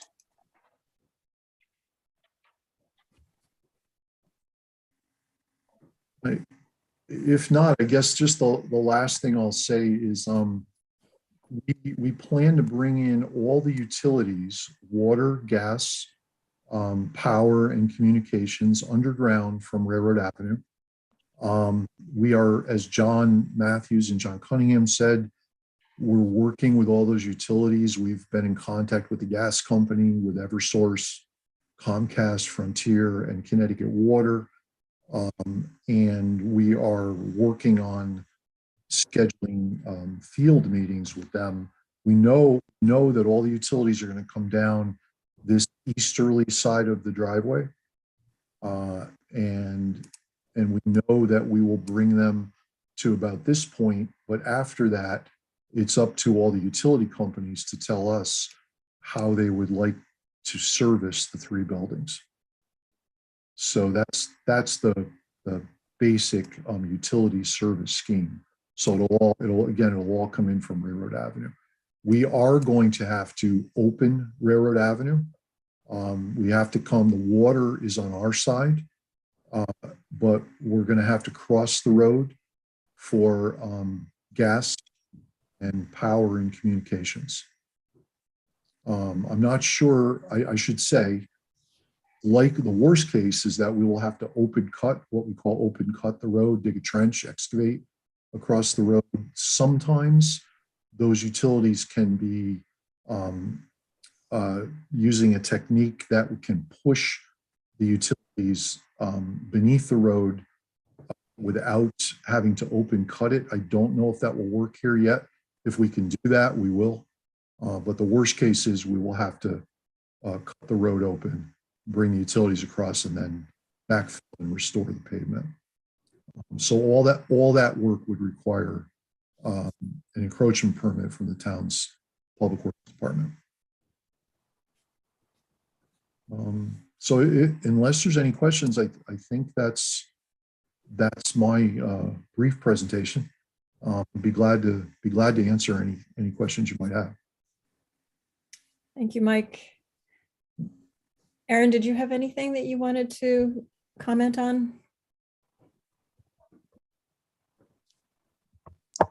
Sorry, I was muted. I have provided a staff memo from the first meeting when the hearing was open on February 2nd, that I believe the applicant has addressed most of those concerns. I'd have to go through item by item. I also have just secondary comments that were submitted today. One of which that I don't believe was brought up yet today is the access for the emergency drive from the 102 Wall Street property. And I think that's probably a question for Attorney Iacursi on what that legal mechanism will be to ensure that emergency access is maintained and free of obstructions on 102. Yes, so I would imagine that the emergency vehicles would have access to it regardless, but we certainly could, in addition to the powers that the town has, because just to remind the commission that this is a common owner with Bradley and Wall, create an easement saying that emergency access will be provided through that parking area from Bradley Wall to there. So a very simple easement agreement allowing for that. So Aaron, it's John Matthews. Your concern is about some car blocking off the emergency access. And I've given that some thought today. And one thought would be to have two sets of gates, one on each end. That way no one, because those are both in turnouts for people backing out of parking spaces. So if we have a gate on each side, then no one can park a car in front of that. I think yes, I did raise the concern of having a gravel access drive and that perhaps residents or patrons may park on that access way. But from a longer term standpoint, I know the properties are under the same ownership or at least common ownership at this point. But however, as this emergency access is something that's desired from the fire department, some type of restricted language or something to prohibit any future buildings or anything like that on the 102 property that could potentially permanently block that emergency access. If it is indeed required for fire safety for this development. That was my main concern. And again, I will just add that, again, because it's a common owner, it would be very easy. So my point being is it's very easy to draft up that easement or that restriction that nothing can be built there other than a temporary structure or gate. Thank you, Michael.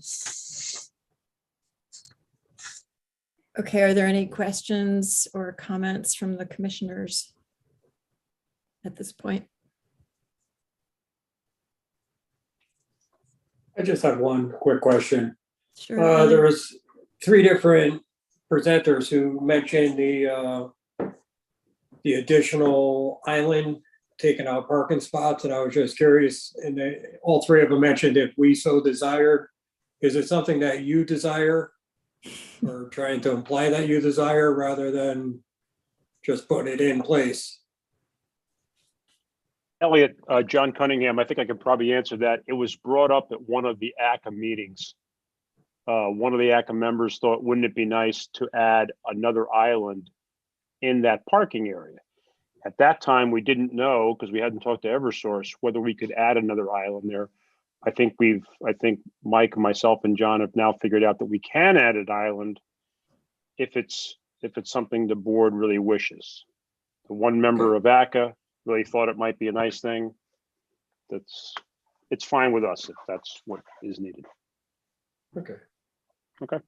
So it's not something you're looking to do, it was something that was recommended by ACT? Yeah. Okay. Thank you for clarifying.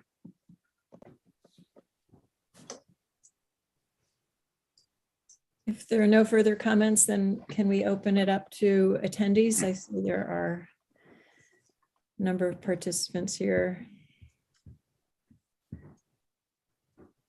Sure, we would just ask if anybody would like to speak for or against the application to please raise your hand and we'll call on you in order here. Thank you, Erin. Sure. Okay. First on the list, Madam Chair, is Sam DeBura. Hey, Sam. Hi, good evening. First off, I'd like to thank you for giving us the opportunity to comment on this. I am opposed to this project as presented. I'm not opposed to them developing something on that property, but I think that this proposal is the 3-story units are way too big. It's going to have a direct impact on our quality of life. The whole living units with the garage underneath, the whole living area is above the fence line. So they'd be looking at our backyard, our bedrooms, the whole time. Sam, could you give us your address, please? Oh, I'm sorry. Yes, 20 Arbor Lane. Sam DeBura, 20 Arbor Lane. Thank you. I'm right adjacent to the proposed location. They're not providing any screening at all. So to me, and I do appreciate that they remove the dumpster, because it seems like every time they put a proposal up to put the dumpster in our corner, which, as we know, those commercial dumpsters come at 6:30, 5:30, 6:30 in the morning and rattle the bucket so they get everything out. So I'm appreciative of that. But like I said, they're not providing any screening. The patios are going to come up to like within 2 feet of my fence line. I don't even know how it's going to be good for people to enjoy themselves out there with that tight patio space. I'd be more apt to have something that's more consistent with the neighborhood, like Wellfleet Village. You know, to me, the density is too much.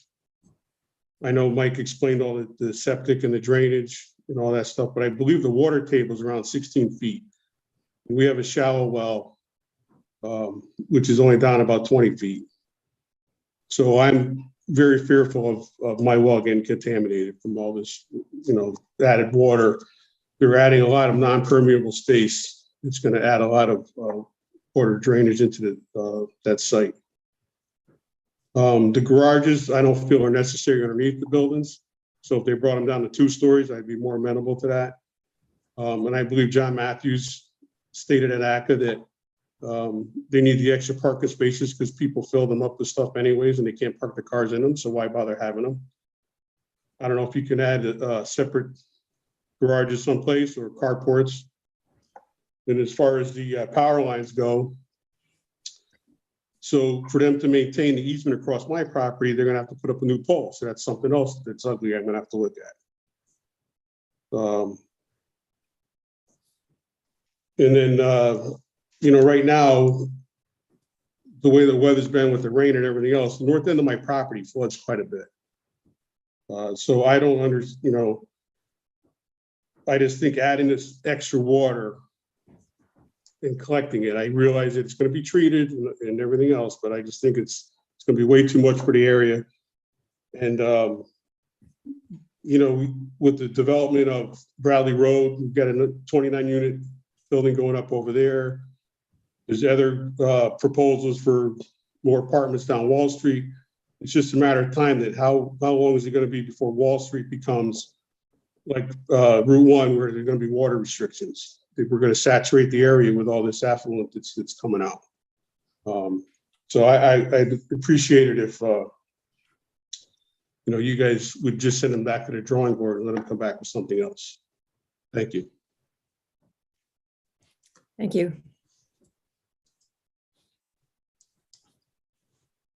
Okay, next is Larry DeBura.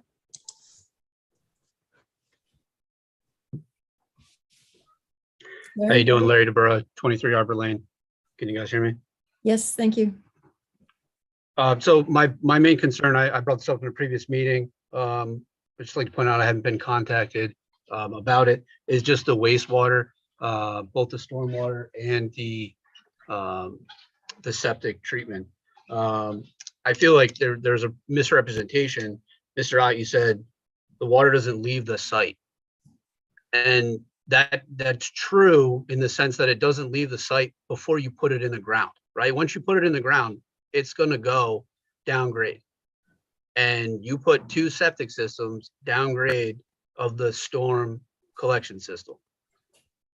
The general recommendation is to keep it under 1 septic system per acre if you want to avoid nitrogen contamination of wells. It's shallow, sandy soil, which that goes against you for the removal of nitrogen from the soil. 90% of that nitrogen is coming right out of those systems and going right in the ground. The density of those systems, you're putting 3 systems on under an acre, when the recommendation is 1 per acre. And that's in ideal conditions. You have less than ideal conditions with the shallow sandy soil. And then on top of it, you don't have any plants in the area because of that easement for those power lines. Power company came in and clear cut the entire north side of my property and make sure that, the property across the street from me, they don't have anything under there. So there's a limited amount of vegetation to be able to absorb that sort of nitrogen contamination and prevent this. I got young kids.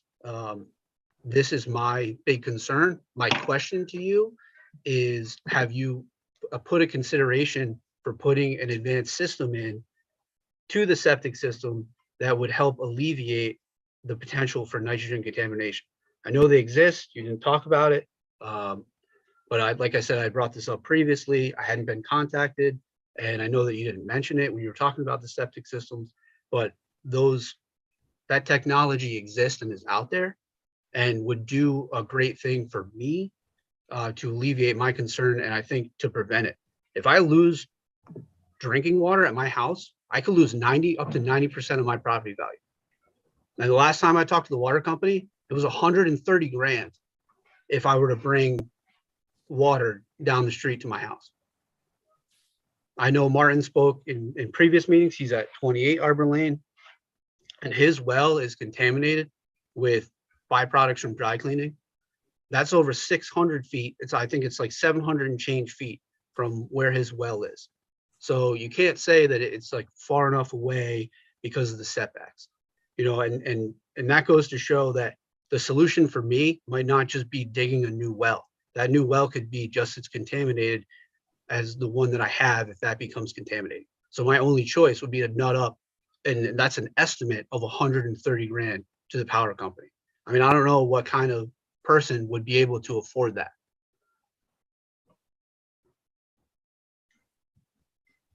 Okay, thank you.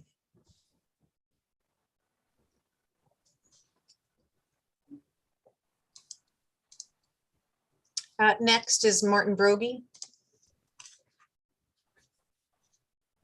Hi, good evening. My name is Martin Brogy. I live on 28 Arbor Lane. My well is about 200 feet south of the proposed project, and as Larry mentioned, it is contaminated with cis-1,2-dichloroethylene, likely a dry cleaning breakdown product from somewhere downtown, maybe on Bradley Road. We're all concerned about our drinking water here. The other two folks that spoke and the third other house next to mine all have shallow wells. I'm the only drilled well. And we're very concerned about water quality impacts from this proposed development. I mean, with the number of bedrooms that are here, we can easily expect anywhere from 2,000 to 3,000 gallons per day of septic effluent discharges to some very, very sandy soils with rapid infiltration rates. Yeah, as you know, everyone in the area is connected to water except for us, and the development is just swelling all around us. And I think it's just an inappropriate density for the land use. And the last time the applicant presented, both the landscape architect and the architect mentioned that it was a tight site. And they used those words, and I find that that's it's not a tight site. The site is perfectly fine. It becomes tight when you overdevelop it. And then to compare the building sizes with the Clarity Commons building, I think is preposterous. That Clarity building should by no means be a standard by which all other developments are judged in this town by any means. And certainly that went through ACCA. I know that last time we had been looking for a lighting plan. The lighting plan was mentioned during this presentation, but I don't think it went up on the screen. Supposedly it was approved by ACCA. I think that the Clarity Commons lighting plan was also approved by ACCA. And that lighting plan was abysmal as installed. There's still a horrendous light on the back of that building that is blinding at nighttime. And I recommend you folks take a look at that. So I'm mistrustful of lighting plans and would ask that you folks take a really careful look at it, both on paper and as constructed. My last comment is the fact that the decks on the back on the east side of the buildings are going to be overlooking an industrial property with a construction garage and equipment and garage bay doors and that sort of thing. I'm very confused by that. It seems to be a very inappropriate mix of uses. That's Cooney's Garage on the adjacent parcel to the east. It seems very incongruous with the proposed development. And again, I think a poor use of this site, which has been, somewhat industrial, certainly heavily commercial for many, many years. And that use will remain immediately adjacent to those apartments. And lastly, I'm pleased to hear the engineer is continuing to do some test pits to actually determine whether or not the septic system is suitable for installation into virgin ground. And again, I think that's testimony to the fact that this property has been used for, a construction yard for many, many years. And, who knows what's buried out there. I don't know if any environmental assessment was completed for this project, a phase 1 site assessment or field investigation or any groundwater monitoring to determine if there's any contamination out there from the previous uses. And again, I just want primary concern is impacts to groundwater and impacts to our water supply wells here along River Lane. Thank you. Thank you, Martin.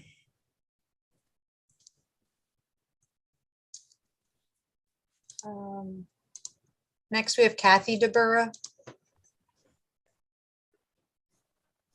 Can you hear me? Yes. Thank you.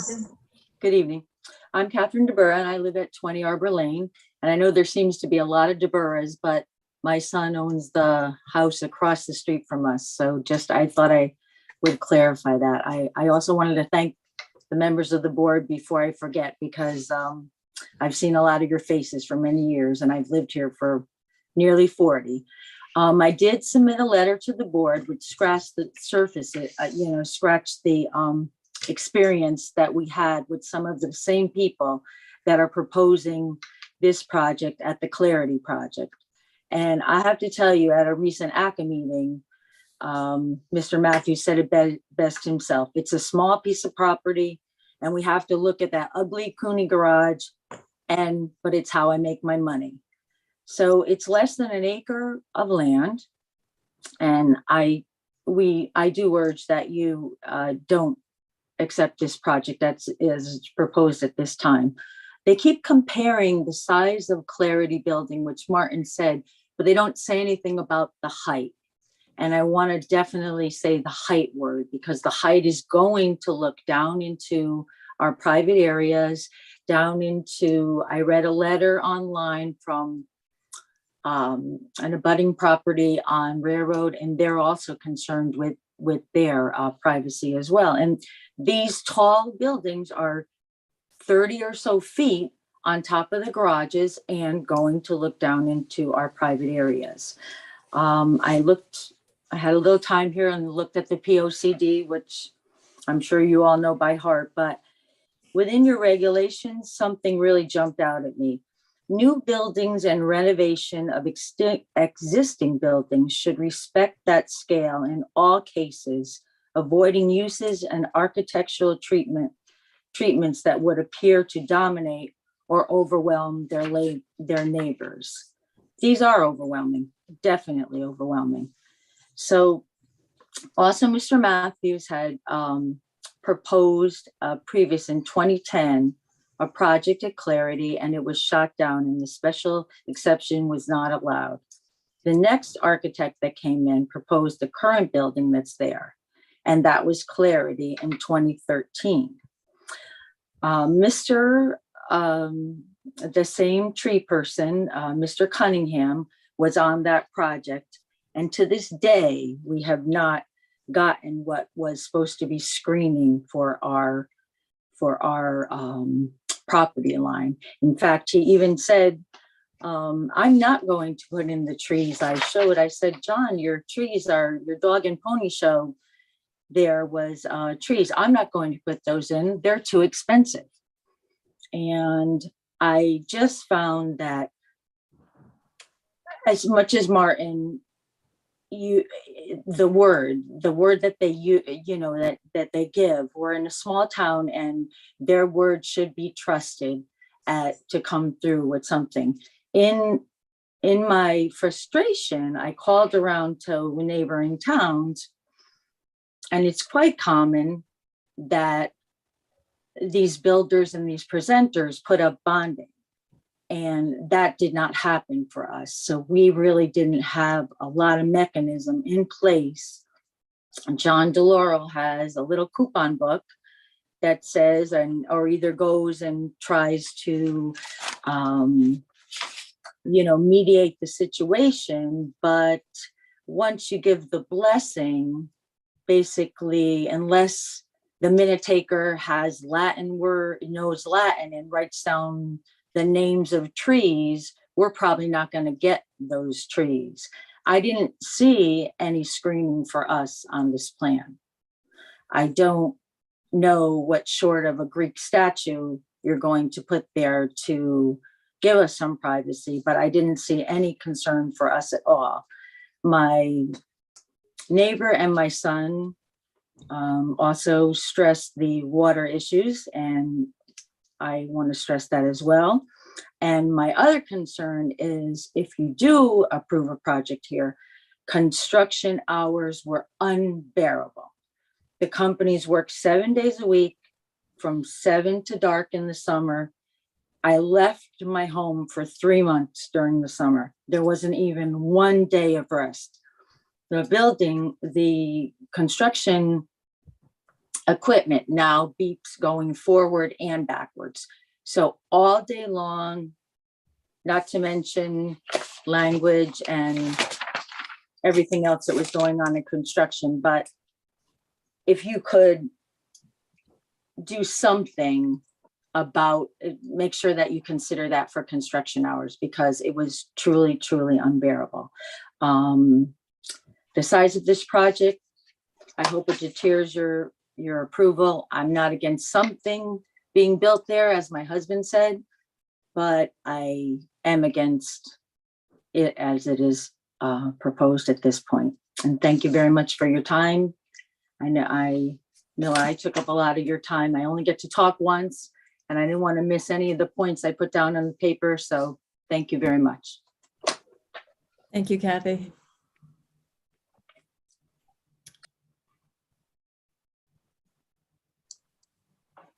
Carol, Would we- I don't see any other hands raised at this time.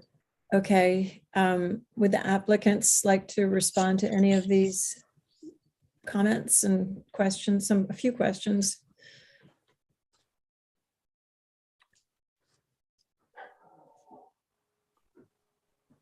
Well, John Matthews, there was some comment made about we had second floor decks looking over the property. We do not have any second floor decks.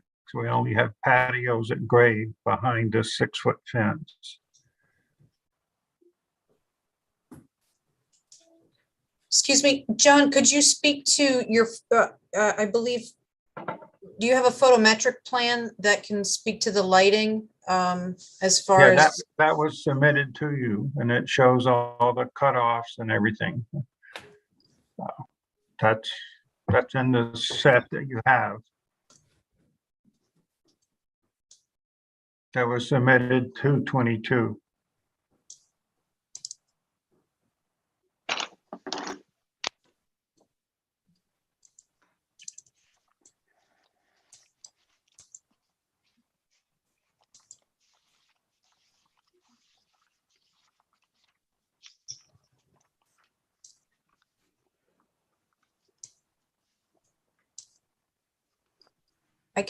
I can share that, John, if you'd like to explain that a little bit for the commission.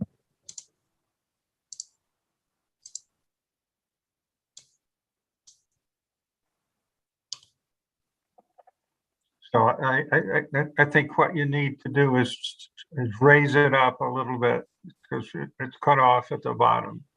There are 4 fixtures on the south border, and they're all cut off fixtures. They just shine into the parking area. You can see the oval circles that show, and you'd have to really zero in to get the light levels there.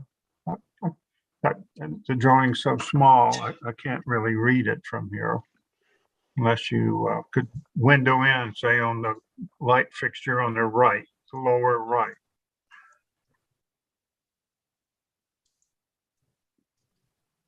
I mean, there are no lights on the back of the building, short of a little surface light down by the patio, which would not shine over the fence.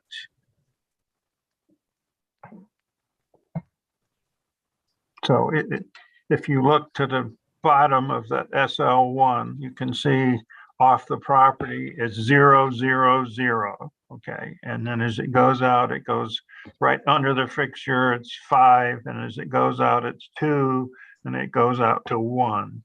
Over on the right side, next to the fence, 6-foot fence that's on the Bureau's shared property line, you know, it's 0.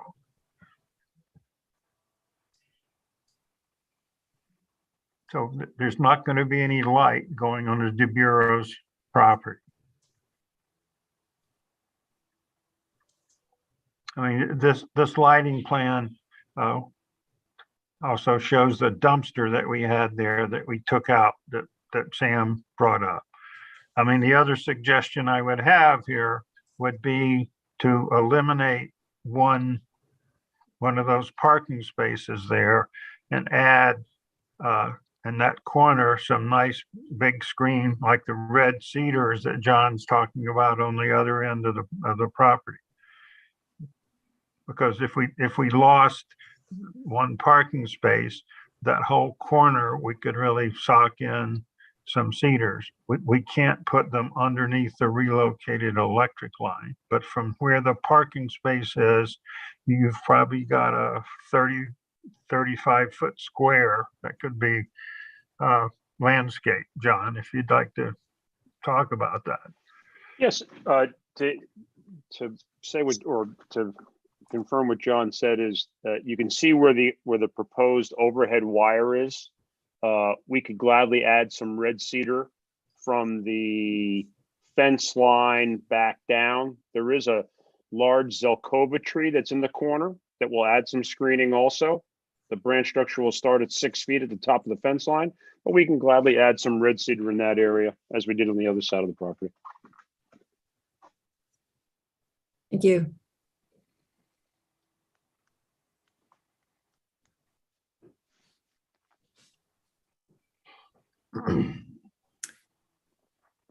Any other questions or comments from commissioners?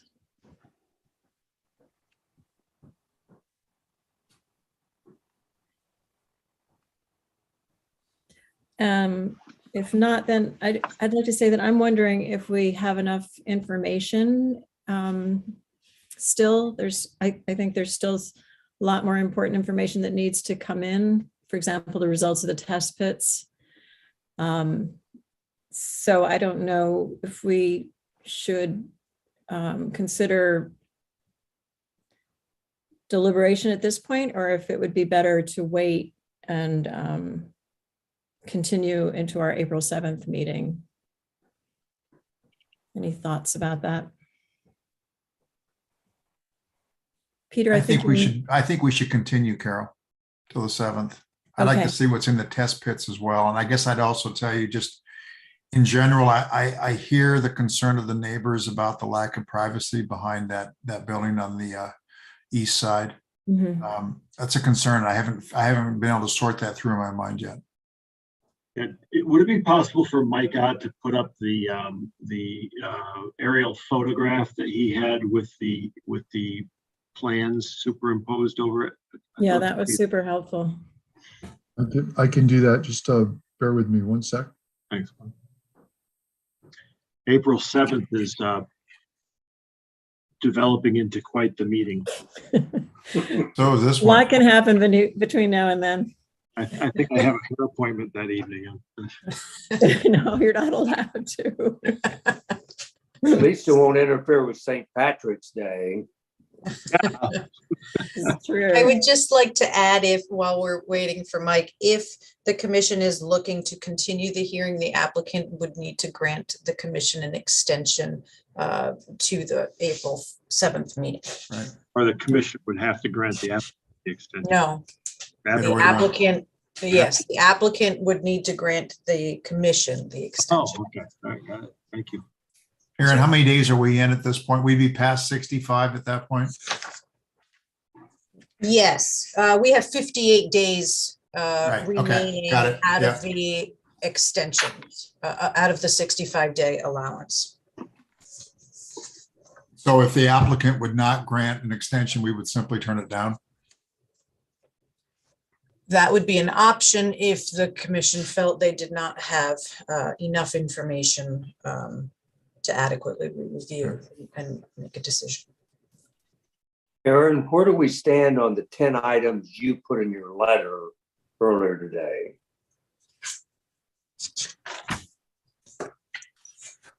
Well, that was the February 2nd letter. There were actually 22 items on that. 22, yeah. I did not receive a written response to my memo, so the applicant would, I guess, an appropriate way to do that would be to go through the review sheet or my comments item by item to clarify that they have addressed those.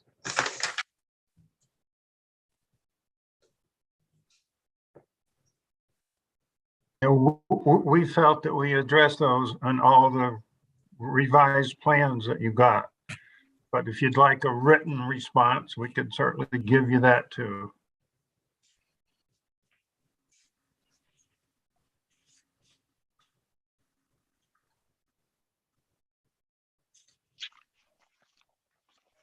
Well, it's interesting if you look at that photograph, you look at the building on the right, the east side, okay? You see that big black square that's opposite our building? That's Henry Cooney's septic thing. The only unit that looks out over that is the last unit up at the bottom. So it's not like this entire building is looking at the DeBura's yard. The DeBura's yard is mostly south of there. They're surrounded by Cooney on the north and their east property line or west property line. And that's Cooney's septic operation there. So just to clarify, Cooney's on the west side or on the east side, or both? Cooney's on the east side. East side. And what's that? What's all the construction on the west side? Kittle. That's the other Okay. septic guy who has. Oh, that's why I was confused. They're both two septic guys on either side. We have septic people on both sides of us. Okay. And then remember, this is a downtown C zone, which is supposed to be commercial and village, but you got two septic guys there. Granted, they've been there forever, but And it is a bit of a mess on either side. It would be, I mean, ideally, it would be great to have more screening along the east side or even on the north side of the southwest units, both for the occupants of those units as well as, you know, getting more of a screen in besides a 6-foot fence. But Can someone point out where the DeBura's homes are? I'm struggling with where they are. Aaron, do you know? I don't have control, but yes, Mike is circling Sam and Kathy DeBur's property, their residence right now. Okay, and what's the building just directly above it? You know, yeah, that. What is that? That's an accessory building on the DeBur's property. Their property continues and includes that pool portion as well to the north, alongside the Cooney property.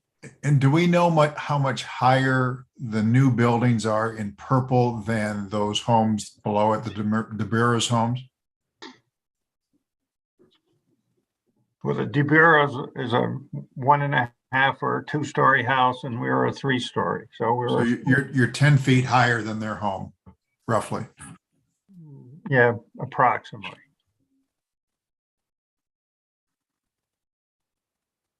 And But 2 stories. This 2 zone allows the height that we're building to. I mean, this is the C zone. You got to remember that.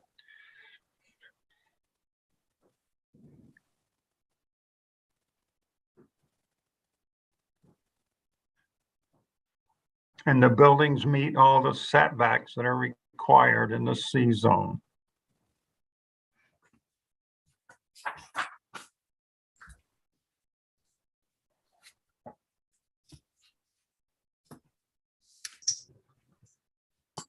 I think then if there are no other questions, we should talk about whether we can request an extension or take a vote tonight.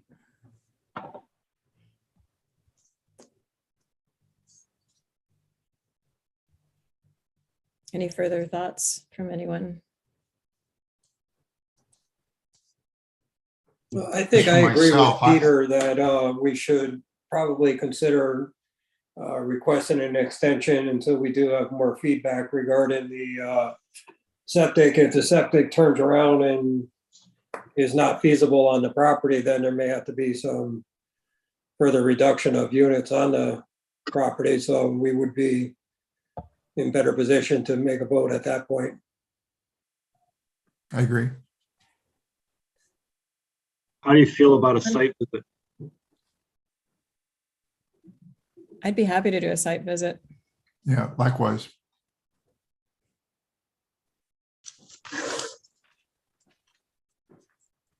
Ron, any thoughts?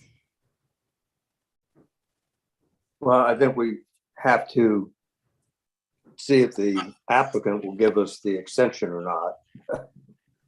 So why don't they speak up on that issue?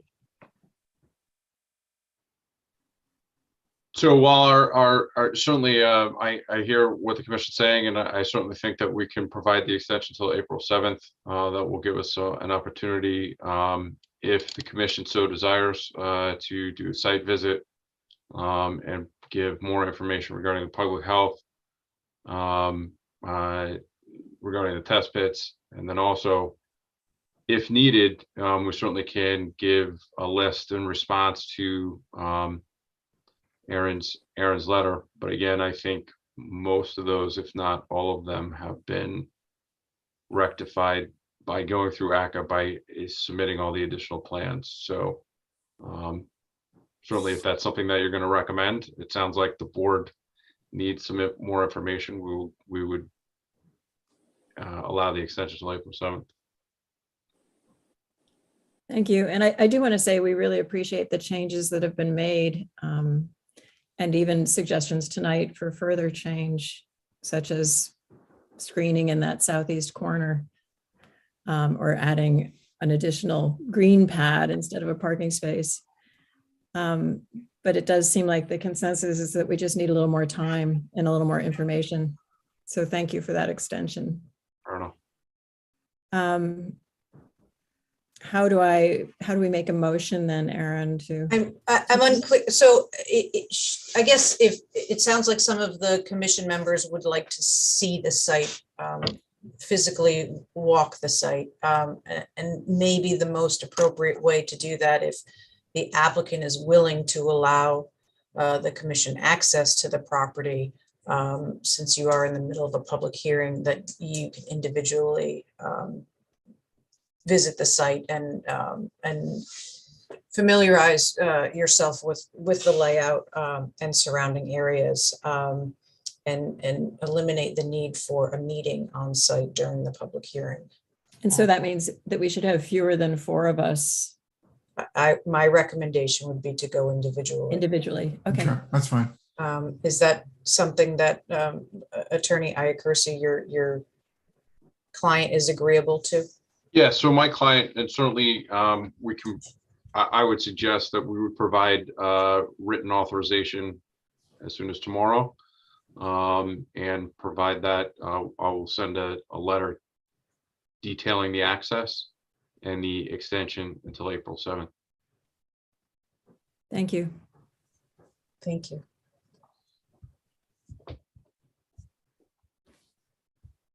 I might point out that we did the same thing with ACA. ACA wanted to visit the site individually, which they did. Right, and to clarify, it would not be a site of, a visit discussing details of the application with the applicant or their representatives during the public hearing. The discussion should remain on the record here at commission meetings.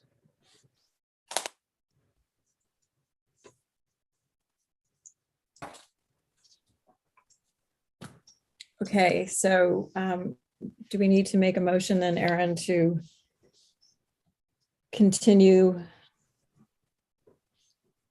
Yes. At our April 7th meeting? Could I have Yes. a motion for that? So moved. Thank you, Peter. Second? Elliot? All in favor? Aye. Okay, great. Thank you all. Thank you. Thank you. Happy St. Patrick's Day. Yep. Take care, everyone. To you as well.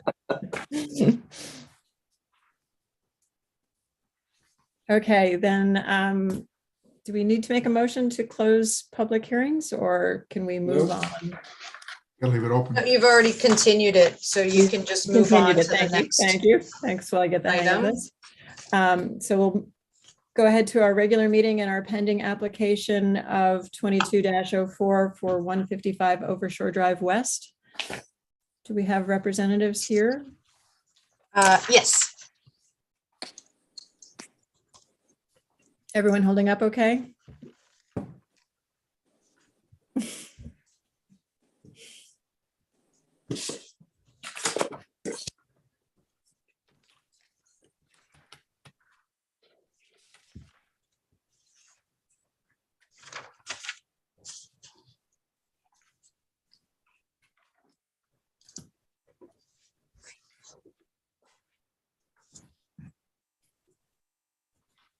Okay.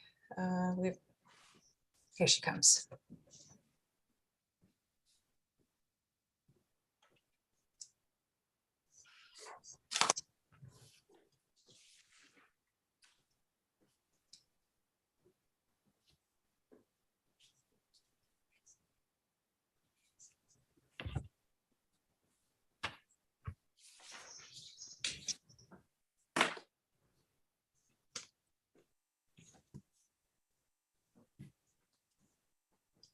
She's just having a little trouble connecting to.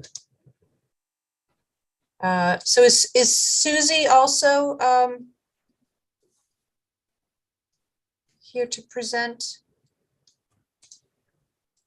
Susie, are you looking to be a panelist as well? Yes, Azure is actually having issues with our audio and can't connect. Okay, I'll promote you over then. Great, thank you. Sure. Okay, sorry about that.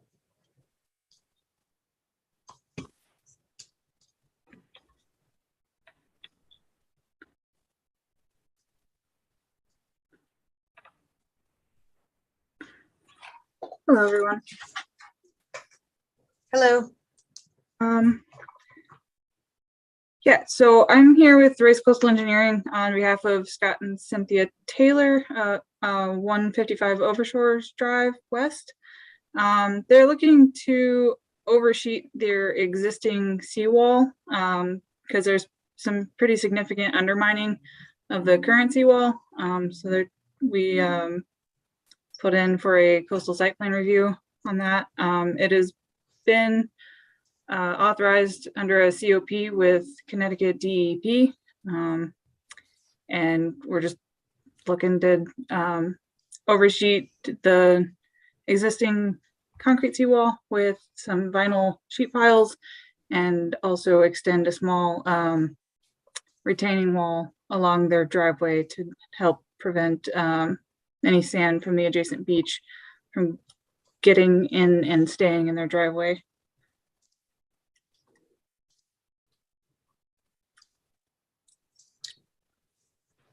Susie, are you able to screen share the basic site plan, or do you want me to? Sure, I can actually, do I have the?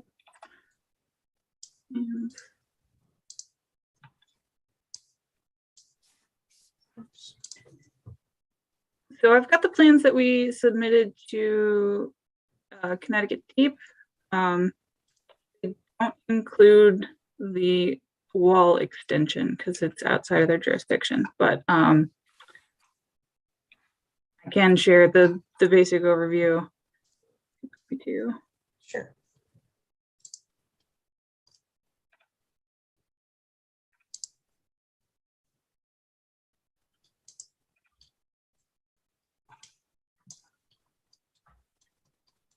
So can everybody see my screen? Yep, thank you. So this is just the proposed plan. Well, I'll go to the existing plan. It's not a huge change. Like I said, it's just oversheeting the existing wall.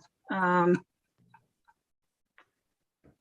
here is the proposed, just going along the seawall here, driving the vinyl sheet piles and then filling it with concrete behind that. So I'll show you a quick section of how that might look. So right now it's the foundation and the seawall are founded on helical piles or helical anchors, and those are being exposed right now, so they're not doing their jobs as should be. And undermining is actually leading to a pretty massive sinkhole in the driveway, which I can also share a picture of. So when I visited the site a couple of months ago, this was like the size of a paint can, and now it's obviously much, much bigger than that. So this is kind of a pressing project for the homeowners just to get this taken care of, so this can be remedied and prevented in the future. So we're hoping to have it, hoping to have the coastal site plan review done by for last meeting, but we understand the whole process. So yeah, we're just, Deep is aware of this project site, and like, we know it's in a bad spot, but it is what it is, and now it needs to be repaired. So that's what we're hoping for. I think that was spelled out a little bit too in when this referral was made to Deep for the coastal site plan. The letter that came back from the analyst, Amy, indicated much of what you're saying, Susie. The one area that she highlighted, the state required as part of your COP, was to identify the dune grass areas and mark them during construction and avoid any equipment access or stockpiling in that area. And they asked that the commission would also entertain that as a condition of the coastal site plan application, to allow that area, those grasses, to hopefully remain undisturbed and regrow and stabilize that dune area. Right. That we did have I believe we had it in the application that no equipment would be stored over there or access anything. And we got permission from the adjacent owner on the other side to be able to access the beach there and be able to do everything from that side without impacting the dune grasses or anything. So that should be definitely doable. And as far as pumping the concrete and stuff, that can be done with a pump truck over the house, without impacting the dune grasses. Excellent. Thank you. Yeah, I think it's a pre-1934 house and a pre-1980 seawall. I'm kind of curious about when it was built. Was it already below the high tide line, or has the beach eroded? But that's a separate question. I don't know if you can answer the beach it. really has just eroded that much. Yeah, we're out there. I mean, if I could share my screen again.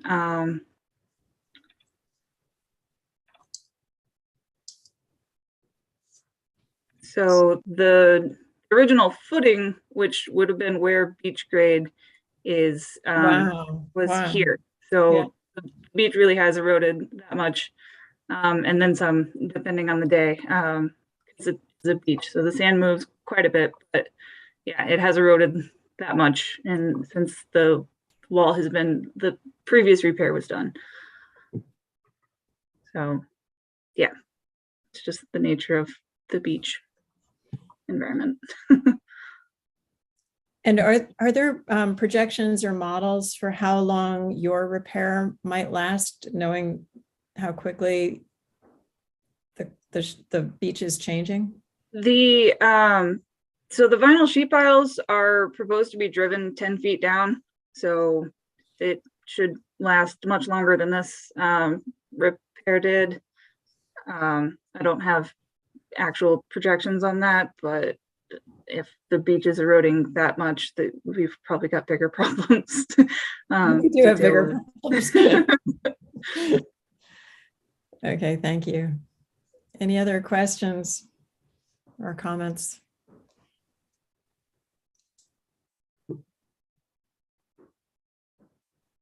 Okay, well, I think we've looked over everything pretty thoroughly and are ready to vote.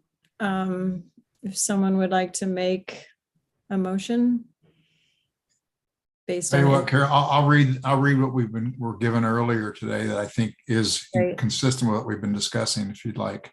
Yep, thank you, Peter. So I'll make a motion that we approve application 155 Overshores Drive West, map 14, lot 10, R4, owners Scott J. Taylor and Cynthia A. Taylor, applicant Race Engineering, Inc. Coastal site plan for repairs to existing shoreline flood and erosion control structure. Concrete seawall and retaining wall is shown in application and supporting documentation dated February 14th, 2022 with the following condition. 1, that prior to the commencement of work, the applicant shall flag the perimeter of the dune vegetation shown on drawings number 4 and 5 of 9 so as to be readily identifiable by contractor personnel until the work authorizing this approval is completed. No work shall take place, nor shall any equipment be stored and or staged within dune vegetation. Number 2, that the area of dune vegetation be left undisturbed to allow the grass to reestablish itself in order to protect the dune. Thank you. Could we have a second? I'll second. Thank you, John. All in favor? Aye. Aye. Anyone opposed? No. Passes unanimously. Thank you very much. Wonderful, thank you. Thank you for your patience tonight. Yes, thank you for hanging in. Yeah. Not a problem. Night. Have a good one. Bye. All right, we have minutes from our March 3rd, 2022 meeting to approve if everyone's had a chance to look them over and if there are no changes to be made. Ron, you have that look on your face. Are you okay with? I'm sorry, I didn't review them. I apologize, but I'm sure they're fine. They always have been. Okay. Could I have a motion that we approve the minutes? As Motion written? to approve the March 3rd minutes. Thank you, Peter. Second. John, all in favor? Aye. Thank you. Opposed? I'm going to actually abstain just because I wasn't present and didn't read the minutes. Right. Okay. Thank you, Elliot. So 1 abstention. Okay. On to remarks. I don't really have any remarks to make, except thank you for everyone making it through this meeting. And I also hope everyone can make it for the April 7th meeting, which we now have fully stacked. There's some committees at work. Maybe we should mention, Aaron, that the Charter Review Committee is interested in just, I think, having a discussion about whether planning and zoning should be considered as an elected board.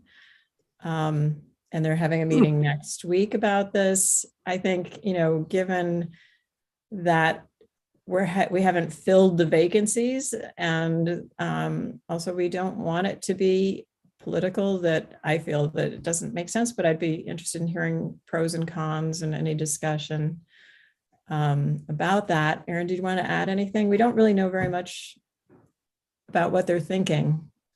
No, I think I think they're just looking to get a little feedback. So if anyone has any comments to pass along to Carol or I to share with the Charter Revision Committee, that would be helpful. I guess I would say that I echo Carol's sentiments, though. I think you would make the board even more political than it has the potential to be now. Yeah, I don't quite understand how having it be an elected by party, and I mean, part of it would be, we need to understand exactly how that works, but yeah. And then the other, actually, I wanted to ask you, Aaron, about another committee that has been discussed, which is the short-term rental committee. And I know the Board of Selectmen, there are many new committees and I think they're having trouble filling those committees, but this was discussed last year. And as summer season fast approaches, I'm wondering if the board. I am unaware of any ad hoc committees of that nature at this time. I think there was some discussion earlier in the fall, and nothing definitive was established at that time. So assuming that the board will revisit that at some point. Okay, I'll keep you informed Yeah. when they do. thank you. Okay. Sure. Anything Carol, else? I have a question to you, for you. You begin most of the meetings sort of warning us not to be using any other electronic device. But, and I agree we shouldn't have televisions on in our back, but I often use another device to look at Aaron's comments, or to look at the agenda, or to look at the document that they're referring to. So does everyone else have a split screen on their computer and they're just able to use one device and not go to another one? But I understand your point, but by saying we shouldn't be using them, at times I'm clearly using it to look at something that Aaron sent, or that's a document in the file. And I think we're misleading the public in thinking maybe I'm watching television doing that or something. I think one of the concerns that's been expressed in the past, that's a valid concern, is that there should be no communication. You shouldn't be texting with friends, Right. or Exactly. reading emails from people that could be, that's off the record of the meeting. Right. It could be relevant. It could be pertinent to the meeting, I suppose. I'll confess that I have a split screen on my computer, and I'm on Google Earth sometimes looking at sites that we're talking about and so forth. I don't know. I don't take texts or other. I don't communicate with anybody on the meeting. I would say, other than watching basketball, but not tonight, of course. No, but seriously, it is a little bit of a fine line, because I also have the application document that's open. Yeah. That we get sent, and I use it to look at things, because those Sure. files are pretty voluminous, and I look at actually maps find it as well. helpful to sit Yeah. there and be able to pull up the document and actually read it while we're talking. And Yeah. I, like John, I split screen it so I can see both things.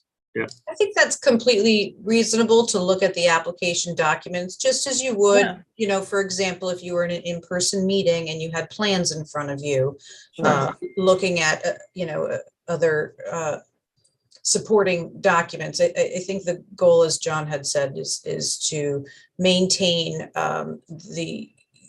the ability for the commissioners to be on screen, paying attention to the public, focused. hearing, participating, and not partaking in any ex parte communication during the Right. hearings. That's the basic. Yeah, so maybe instead of saying, I can reword it. admonishing us not to be on another device like my Sure. phone, admonish us not to be using a device for irrelevant or non-relevant matters, because I'm on it to. Right.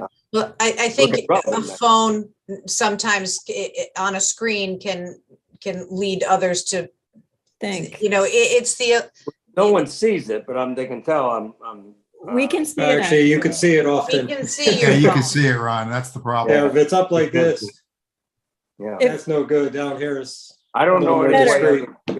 But I can also can't print change. everything out. It's just I can- it's overlooked. No, I can change that. I mean, you were also, I think, looking up Connecticut statutes during the meeting. But Yeah. I can change the language. Also, I just want to, maybe that's a good segue into when will we be meeting in person? We're meeting in May.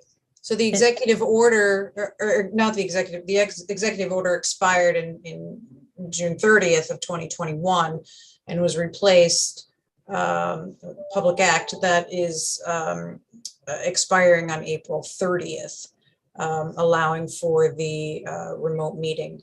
That's currently being discussed in the legislative session, but we have scheduled ahead of time, knowing that we have to advertise legal notices in advance of any public hearings. So your first meeting in May is scheduled for in-person in room A, I believe, the meeting room A. Can we still wear sweatpants? It's okay with me. As long as you have something on. Of course. You wear I pants? do now too, just full disclosure. That's funny, Peter. Okay, on that note, maybe we could make a motion to adjourn. You can go back. I'll make a motion to I'll be adjourn. the first to leave. All in Thank you favor? all. Have a good night. Thank you. Good night. Oh, Aaron, by the way, Dave Anderson always brought pizza when we met in person. Just throwing it out. Just I'll let you know. I don't even get to leave in between meetings, work and You meetings. should bring it to you. It might be cold. The truth is, he never brought pizza. I just threw that out there. All right. Good night, all.